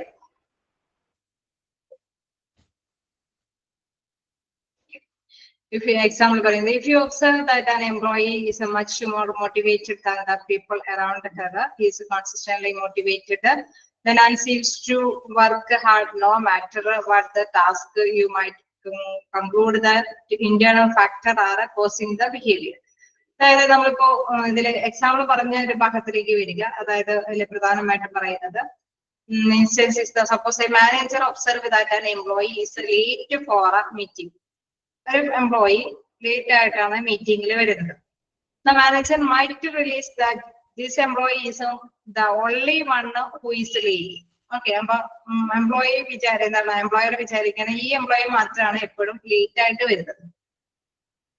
Then recall that he is often late for other meetings. In case അടുത്തൊരു മീറ്റിംഗ് വരുമ്പോഴും അദ്ദേഹം ലേറ്റ് ആയിട്ട് വരുന്നുണ്ട്. And subsequently recall that the same employee is something late for work. അപ്പൊ അദ്ദേഹം ലേറ്റ് ആയിട്ട് വരുന്നു, ലേറ്റ് ആയിട്ട് വർക്ക് ചെയ്യുന്നു, മീറ്റിംഗിലൊക്കെ ലേറ്റ് ആയിട്ടാണ് അദ്ദേഹം പങ്കെടുക്കുന്നത്. This pattern of attribution might cause the manager to decide that the individual behavior is something that should be changed, right? അപ്പൊ ഇങ്ങനെ എല്ലാ കാര്യത്തിലും ഇപ്പൊ മീറ്റിംഗിൽ ഒരാൾ ലേറ്റ് ആയിട്ട് വന്നു, അടുത്തൊരു മീറ്റിംഗ് നോക്കുമ്പോഴും അതിന് ലേറ്റ് ആയിട്ട് വരുന്നു, വർക്ക് ചെയ്യുമ്പോഴും ലേറ്റ് ആവുന്നു, നമുക്കറിയാം സ്വാഭാവികമായിട്ടും എന്താണ് മാനേജ്മെന്റിന് ഒരു തീരുമാനം എടുക്കേണ്ടതായിട്ട് വരും, ഇല്ലേ? ഉണ്ടാവില്ലേ? ഉണ്ടാവും. കാരണം നമുക്കറിയാം ബിഹേവിയറലായിട്ട് നമ്മൾ ചെക്ക് ചെയ്യുമ്പോഴെല്ലാം തന്നെ നമ്മൾ നേരത്തെ ഫിൽട്ടർ ചെയ്തെടുത്തപ്പോഴൊക്കെ നമുക്ക് വ്യത്യസ്തമായിട്ടുള്ള ആശയങ്ങളായിരുന്നു. മൈൻഡില് ഇങ്ങനൊരു ആശയമായിരുന്നു. ഞാൻ ഒബ്സർവ് ചെയ്തുകൊണ്ടിരുന്നപ്പോഴാണ് ഇവര് വ്യതിറ്റങ്ങളൊക്കെ ചെയ്തുകൊണ്ടിരിക്കണേന്നൊക്കെ മനസ്സിലായത്. അങ്ങനെ നമ്മൾ ചില തീരുമാനങ്ങളൊക്കെ വ്യത്യസ്തമായിട്ട് നിലപാടുകൾ എടുക്കുകയാണ്. പക്ഷെ ഇവിടെ നമുക്കറിയാം എപ്പോഴും ലേറ്റ് ആയിട്ട് വരുന്ന ഒരു പേഴ്സൺ ആണ്, വർക്കിന്റെ കാര്യത്തിലും ലേറ്റ് ആയിട്ടാണ് വരുന്നത്. അങ്ങനെ വരുമ്പോൾ തീർച്ചയായിട്ടും എന്താണ് മാനേജ്മെന്റിന്റെ ഭാഗത്ത് നിന്ന് നല്ലൊരു തീരുമാനം ഉണ്ടാവും, അല്ലെ? At this point, the manager might meet with the subordinate to establish some punitive consequence for future trading. അതായത് അദ്ദേഹത്തിന്റെ അനന്തരഫലമായിട്ട്, അല്ലെ, ബാക്കി പരിണത ഫലം എന്നുള്ളതാണ് അവർക്ക് ചിലപ്പോഴൊക്കെ എന്താണ് ഡ്യൂട്ടിയിൽ നിന്ന്, അല്ലെ, ഉദ്യോഗസ്ഥനെ ചില ശിക്ഷാ നടപടികളൊക്കെ വിധേയമാക്കാനൊക്കെ ആയിട്ട്, അല്ലെ, ഒരു പ്രധാനമായിട്ടും എന്തെങ്കിലും പണിഷ്മെന്റ് ആണ് ഉദ്ദേശിക്കുന്നത്, പണിഷ്മെന്റ് ഒക്കെ കൊടുക്കാനൊക്കെ ആയിട്ടുള്ള സാധ്യതകൾ അവിടെ ഭാവിയിൽ ഉണ്ടാവാനായിട്ടുള്ള സാധ്യതയുണ്ട്. അപ്പൊ നമ്മള് എന്താണ് ഒരു നിശ്ചിത സമയത്തിനുള്ളില് നിശ്ചിത സാഹചര്യങ്ങളൊക്കെ വരുമ്പോൾ ചിലപ്പോ ആയിപ്പോവാം, അല്ലെ? നമ്മളിപ്പോ നേരത്തെ കഴിഞ്ഞ പാരഗ്രാഫിൽ കണ്ടു, ഒരു സാഹചര്യത്തിൽ ഇങ്ങനെ ചെയ്തു, മറ്റൊരു സാഹചര്യത്തിൽ ചിലപ്പോ ചെയ്യാൻ പറ്റിയെന്ന് വരില്ല. കാരണം അത് എപ്പോഴും അങ്ങനെ ആവർത്തിക്കുന്നില്ല, ഇല്ലേ? പക്ഷെ ഇദ്ദേഹം എപ്പോഴും ആവർത്തിക്കുകയാണ്. ഒരു മീറ്റിംഗിലും അടുത്ത മീറ്റിംഗിലും വർക്കിലും എല്ലാം ഇദ്ദേഹം ഒരേപോലെയാണ്. അതേസമയം നേരത്തെ നമ്മൾ കണ്ടിരുന്നു എന്താണ്, ഒരു വ്യക്തി ചില സാഹചര്യങ്ങളും ഒരേ പ്രവൃത്തി തന്നെ ചില വ്യത്യസ്ത സാഹചര്യങ്ങളിൽ വ്യത്യസ്ത രീതിയിലാണ് നിർവഹിക്കുന്നത്. കാരണം അദ്ദേഹത്തിന്റെ ബിഹേവിയർ അനുസരിച്ചിട്ടാണ് പെരുമാറ്റ രീതിയിൽ കാണിച്ചിരുന്നത്. പക്ഷെ ഈ വ്യക്തിക്ക് എന്താണ് നല്ല രീതിയിലുള്ള കഴിവുമുണ്ട്, പക്ഷെ ചില സാഹചര്യങ്ങൾ കൊണ്ട് ഇദ്ദേഹം അങ്ങനെ ആയി പോകുന്നതാണ്. അതേസമയം ഇവിടുത്തെ എക്സാമ്പിളിൽ നിന്ന് നമുക്ക് മനസ്സിലാക്കാൻ സാധിക്കും എന്താണ്, ഈ വ്യക്തി എല്ലാ മീറ്റിംഗിലും, അതിന്റെ ബ്രാക്കറ്റിലൊക്കെ കുറെ കാര്യങ്ങളൊക്കെ ഉണ്ട്, ലോ കോൺസിക്വൻസ്, അല്ലെ, അവിടെ ഒരു മറ്റേ സംഭവങ്ങളൊക്കെ പറയുന്നുണ്ട്. അത് നിങ്ങൾ ആശയക്കുഴപ്പത്തിലേക്ക് ആക്കണ്ടെന്ന് വിചാരിച്ചിട്ടാണ് ഞാനത് നിൽക്കാത്തത്. നിങ്ങൾക്ക് എന്തായാലും മനസ്സിലായി കാണും, അല്ലെ? എക്സാമ്പിൾ കൊണ്ട് മനസ്സിലായില്ലേ എന്താന്നുള്ളത്, ഗ്രഹിച്ചില്ലേ? ഓക്കെ. കാരണം ഇത്രയുള്ള ആശയം വ്യത്യസ്ത സമയത്തിലും വ്യത്യസ്ത സാഹചര്യങ്ങൾ കൊണ്ടും ഒരു വ്യക്തി ഒരുപക്ഷെ ചില കാര്യങ്ങളൊക്കെ നല്ല രീതിയിൽ ചെയ്യാനും മോശം രീതിയിൽ ചെയ്യാനായിട്ടുള്ള സാധ്യതകളുണ്ട്. പക്ഷെ ഒരു വ്യക്തി എപ്പോഴും ഒരേപോലെയാണ് കാണിക്കുന്നതെങ്കിൽ, എപ്പോഴും റോങ് ആണ് കാണിക്കുന്നതെങ്കിൽ, അല്ലെങ്കിൽ എപ്പോഴും വെയിറ്റ് ആണ് കാണിക്കുന്നതെങ്കിൽ നമുക്കറിയാം നാച്ചുറലി മാനേജ്മെന്റിന്റെ ഭാഗത്തു നിന്ന് പണിഷ്മെന്റ് നടപടികൾ സ്വീകരിക്കേണ്ടതായിട്ട് വരും. ഓക്കെ, ക്ലിയർ അല്ലേ?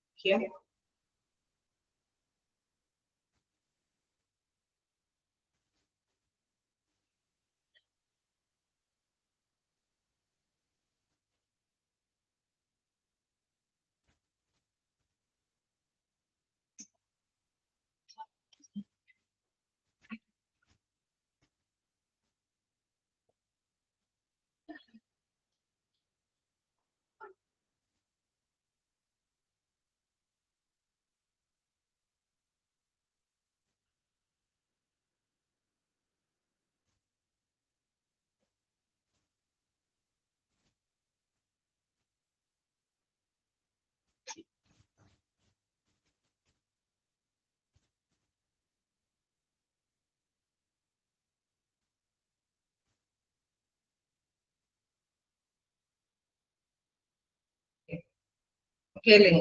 ഒരു പോയിന്റും കൂടി ഉണ്ട്, നോക്കാലോ. Impression management. ഇംപ്രഷൻ എന്ന് പറയുമ്പോൾ നമ്മളെ കുറിച്ചിട്ട് നല്ലൊരു ഇംപ്രഷൻ വരുത്താനായിട്ട് എല്ലാവരും ആഗ്രഹിക്കും, ഉണ്ടാവില്ലേ? എല്ലാവരും അങ്ങനെ തന്നെ മൈൻഡുള്ളവരായിരിക്കും അല്ലേ? നമ്മളെ കുറിച്ചിട്ട് മോശം ഇംപ്രഷൻ ആണോ നല്ല ഇംപ്രഷൻ ആണോ? ഓക്കെ. എല്ലാവർക്കും എന്താ പറയുക, മറ്റുള്ളവരുടെ മുമ്പില് നമ്മളെ കുറിച്ചിട്ട് നല്ല ഇംപ്രഷൻ വരുത്താനായിരിക്കില്ലേ ആഗ്രഹം? ആണോ? അതെ. അപ്പൊ മോസ്റ്റ്ലി അങ്ങനെയാണ് അല്ലെ? നമ്മളെ കുറിച്ച് മോശം അവസ്ഥ ഉണ്ടാക്കുക അല്ലെ, മോശമായിട്ടുള്ള ഒരു വീക്ഷണത്തിലൂടെ ആകുക എന്നുള്ളത് ആരും ആഗ്രഹിക്കില്ല. ഞാൻ എപ്പോഴും നല്ല അല്ലെ, നല്ല ആക്റ്റീവ് ആയിട്ടുള്ള പേഴ്സൺ ആണ്, നല്ല പേഴ്സണാലിറ്റിയാണ് എന്നൊക്കെയുള്ളത് എല്ലാവരുടെ മുമ്പിൽ അഭിനയിക്കാനായിരിക്കും എല്ലാവരും ആഗ്രഹിക്കും. അപ്പൊ ഇവിടെ നോക്കാം, ഇംപ്രഷൻ മാനേജ്മെന്റിൽ അത് തന്നെയാണ് ഉദ്ദേശിക്കുന്നത്. വേറെ social perception is concerned with how one individual receives other individuals. Impression management is the process by which people attempt to manage or control the perception other form of അതായത് മറ്റുള്ളവരുടെ മുമ്പിൽ നമ്മൾ എപ്പോഴും നല്ല രീതിയിൽ, അതായത് ഒരു വ്യക്തി മറ്റുള്ളവരെ എങ്ങനെ കാണാം അല്ലെ, ആ ഒരു ആശയം ഉൾക്കൊണ്ടുകൊണ്ട് തന്നെ മറ്റുള്ളവരെ എങ്ങനെയായിരിക്കും കാണുക എന്ന് ഉൾക്കൊണ്ടുകൊണ്ട് തന്നെയായിരിക്കും നമ്മളെപ്പോഴും പ്രതികരിക്കുക അല്ലെ, നമ്മളെപ്പോഴും പ്രവർത്തിക്കുക. ഇപ്പൊ ഒരു മാനേജർ വരുമ്പോൾ നല്ല അച്ചടക്കത്തോട് കൂടിയിട്ടൊക്കെ നന്നായിട്ട് വർക്ക് ചെയ്യാനായിട്ട് ശ്രമിക്കും. നാച്ചുറലി അങ്ങനെയാണ് അല്ലെ. അതേമാതിരി തന്നെ നമുക്കറിയാം, അല്ലാത്ത സമയങ്ങളിലൊക്കെ ചിലപ്പോൾ റിലാക്സ് ചെയ്യുന്നുണ്ടാവും. ഒരു പക്ഷെ നമുക്കറിയാം അത് മറ്റുള്ളവരെ എങ്ങനെ നമ്മളെ വീക്ഷിക്കുന്നു അല്ലെ, അതിന് പ്രതിനിധീകരിച്ചാണ് അവരങ്ങനെ ആക്ട് ചെയ്യുന്നത് അല്ലെ. അപ്പൊ അത് തന്നെയാണ് ഇവിടെ പ്രധാനമായിട്ടും നോട്ട് ചെയ്ത് പറയുന്നത്. ഇതിൽ പ്രധാനമായിട്ടും പറയുന്നുണ്ട്, there is often a tendency for people to try to present themselves in such a way as to impress others in a socially desirable way. അതായത് സമൂഹത്തില് നല്ല രീതിയിൽ അല്ലെ നമ്മൾ അറിയപ്പെടണം എന്നുള്ള ഒരു കാഴ്ചപ്പാടായിരിക്കും എല്ലാവരും തന്നെ ആഗ്രഹിക്കുന്നത്. ഇപ്പൊ നമ്മളിപ്പോ ഒരു ഓർഗനൈസേഷനെ സംബന്ധിച്ച് നോക്കുമ്പോൾ ഈ വ്യക്തി എപ്പോഴും എല്ലാവരുടെ മുമ്പിൽ നന്നായിട്ട് തന്നെ വർക്ക് ചെയ്യുന്ന ഒരു ഇംപ്രഷൻ ആയിരിക്കും എല്ലാവർക്കും കൊടുക്കുക അല്ലെ. ചിലപ്പോഴൊക്കെ അങ്ങനെയുള്ള വർക്കേഴ്സ് ഉണ്ടാവുമോ? ഉണ്ടാവും അല്ലെ. അപ്പൊ നമ്മള് നല്ല ഇംപ്രഷൻ ആയിരിക്കും എല്ലാവരും മുമ്പിൽ കാണിച്ചു വയ്ക്കുക. പക്ഷെ ചിലപ്പോഴെങ്കിലും അവരുടെ ഡ്യൂട്ടിയിൽ ചിലപ്പോ അവര് അല്ലെ തെറ്റായ രീതിയിലൊക്കെ അവലംബിക്കുന്നുണ്ടാവും അല്ലെ. ചില നമ്മളെ ഡീസന്റ് പേഴ്സൺസിനെയൊക്കെ നമ്മൾ മനസ്സിലാക്കും. ചിലപ്പോഴൊക്കെ വളരെ ലേറ്റ് ആയിട്ടൊക്കെ നമ്മൾ മനസ്സിലാക്കും ഇങ്ങനെയൊക്കെയുള്ള ഒരു പേഴ്സൺ ആയിരുന്നു അല്ലെ. നമ്മളുടെ മൈൻഡില് നല്ലൊരു വ്യക്തിത്വത്തിന്റെ ഉടമ അല്ലെ, നല്ലൊരു നോളജ് ഉള്ള അല്ലെങ്കിൽ നല്ല ആക്റ്റീവായിട്ട് വർക്ക് ചെയ്യുന്ന ഒരു പേഴ്സണാലിറ്റി ഒക്കെ ആയിരിക്കും നമ്മുടെ വ്യക്തിത്വത്തിൽ ഉണ്ടാവുക, നമ്മുടെ മൈൻഡിൽ ഉണ്ടാവുക. പക്ഷെ അവർക്ക് മോശമായിട്ടുള്ള കുറെ കാര്യങ്ങളൊക്കെ, കാഴ്ചപ്പാടുകളും കാര്യങ്ങളൊക്കെ ഉണ്ടായിരിക്കാം. അപ്പൊ അങ്ങനെ വരുമ്പോൾ നമ്മളെ മാനേജ്മെന്റ് എന്ത് ചെയ്യണം, എപ്പോഴും ശ്രദ്ധിക്കണം അല്ലെ. എല്ലായ്പ്പോഴും അവര് നല്ല ഇംപ്രഷൻ ആയിരിക്കും കാഴ്ചവെക്കുന്നത്. നന്നായിട്ട് വർക്ക് ചെയ്യുന്നതോ നല്ല സമയത്തിന് വരുന്ന കാര്യങ്ങളൊക്കെ നല്ല ഓക്കെ, എല്ലാം പങ്ക്ച്വൽ അല്ലെ, പക്ക ഡീസന്റ് ആണ്. പക്ഷെ ചില ഉടായ്പ പണികളൊക്കെ കാണിച്ചു കൂട്ടുന്നതും അവര് തന്നെയായിരിക്കും. അപ്പൊ അതുകൊണ്ട് തന്നെ ഇംപ്രഷൻ നോക്കുമ്പോൾ എപ്പോഴും ചില കാര്യങ്ങൾ കൂടി ശ്രദ്ധിക്കേണ്ടതായിട്ട് വരും അല്ലെ. Thus impression management has a considerable implication for areas such as the validity of a performance അല്ലെ. അതിന്റെ വാലിഡിറ്റി അല്ലെ, നന്നായിട്ട് തന്നെ പെർഫോം ചെയ്യുന്നത്, പ്രകടിപ്പിക്കുന്നതെല്ലാം നല്ല രീതിയിലുള്ള വാലിഡിറ്റി ഉള്ള പെർഫോമൻസ് ആണോ അല്ലെ. അങ്ങനെ ആണെങ്കിൽ അപ്രൈസ് ചെയ്യുന്നതിന് തെറ്റില്ല. And pragmatic political tool for one to climb the ladder of a success in organization. ചിലപ്പോഴൊക്കെ നാടകീയമായിട്ട് രാഷ്ട്രീയമായിട്ടൊക്കെ കളിച്ച് എല്ലാവരുടെ മുമ്പിൽ ആളാവാനൊക്കെ ആയിട്ട് ശ്രമിക്കുന്ന വ്യക്തികളുമുണ്ട്. അപ്പൊ അത്തരത്തിലുള്ള കാര്യങ്ങൾ തീർച്ചയായിട്ടും മാനേജ്മെന്റ് വീക്ഷിക്കണം എന്നുള്ളതാണ്. നമ്മൾക്കറിയാം ബിഹേവിയറൽ സയൻസ് ആണ് അല്ലെ.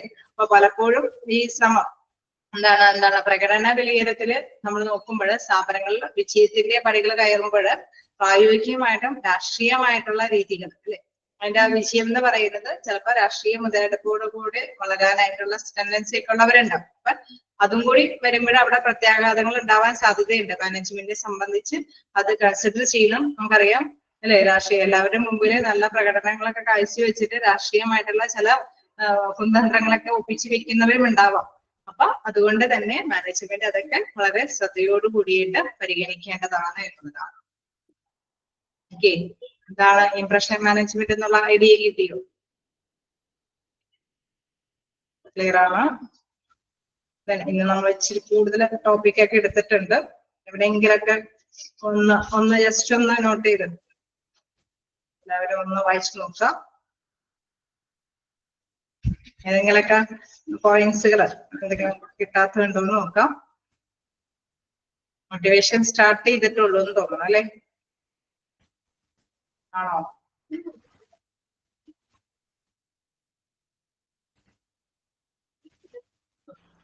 ഒരുപാട് അതിന്റെ ബാക്കിങ്ങിനെ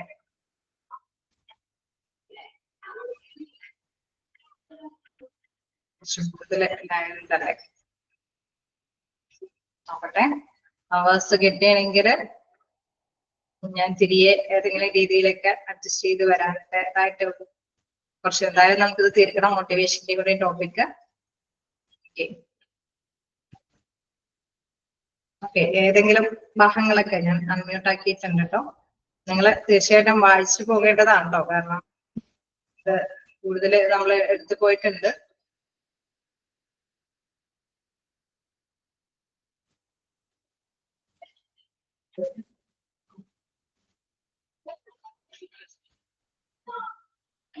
എവിടെയെങ്കിലും മനസ്സിലാവാത്തതുണ്ടോ?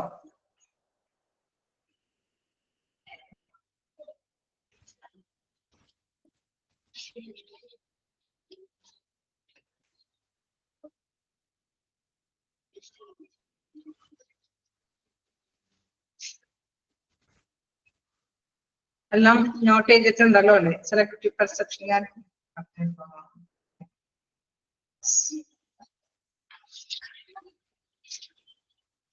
എല്ലാത്തിന്റെയും എന്തായാലും ഹെഡിങ്സ് എന്താണ് അല്ലെ, മോട്ടിവേഷൻ എന്താണ്, എല്ലാനും അല്ലെ, പെർസെപ്ഷൻ എന്താണ് എന്നുള്ളത് നിങ്ങൾക്ക് ഒരു എന്തായാലും ഒരു ഡെഫിനേഷൻ ഉണ്ടാവും. അപ്പൊ അതിന്റെ കീഴിൽ പലതും വരുമ്പോൾ അതെന്താന്നുള്ളത് ഗ്രഹിച്ചു വെക്കാം. എന്താണെന്നുള്ളത് പ്രധാനമായിട്ടും മിക്കപ്പോഴും ക്വസ്റ്റ്യൻസ് അത് കാണാറുണ്ട്. പിന്നെ അബ്രിവേഷൻസ് ഒന്നും അധികം നമുക്ക് ഇവിടെ ഇല്ല അല്ലെ, പക്ഷെ ഓരോന്നും എന്താണെന്നുള്ളത് മീൻ ചെയ്യുന്നത് നമുക്ക് ഗ്രഹിച്ചു വെക്കാം.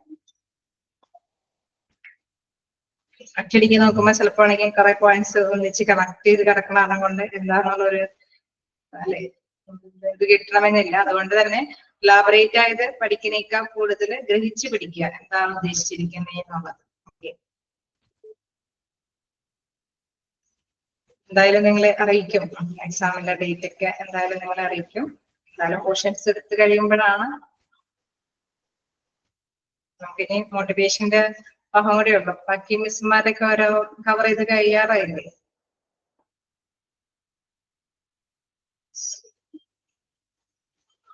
ഓക്കെ,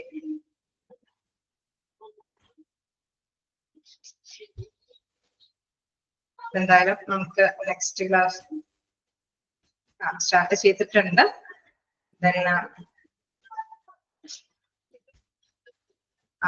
കിട്ടുമ്പോ എന്തായാലും നിങ്ങൾക്ക് മാനേജ്മെന്റിന്റെ ഭാഗത്തുനിന്ന് അറിയിപ്പ് ഉണ്ടാകും.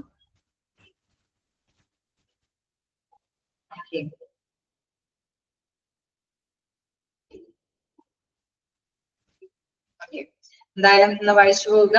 എന്തെങ്കിലും ഡൗട്ടുകൾ ഇപ്പൊ ഫീൽ ചെയ്യുന്നുണ്ടോ? എന്തെങ്കിലും ഭാഗം പറഞ്ഞു തരേണ്ടതുണ്ടോ?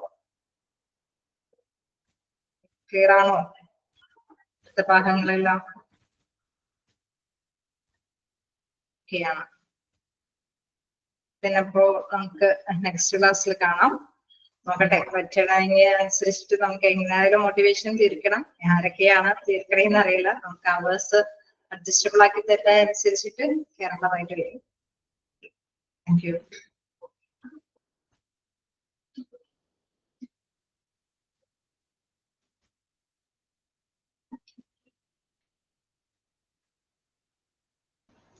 Okay, thank you.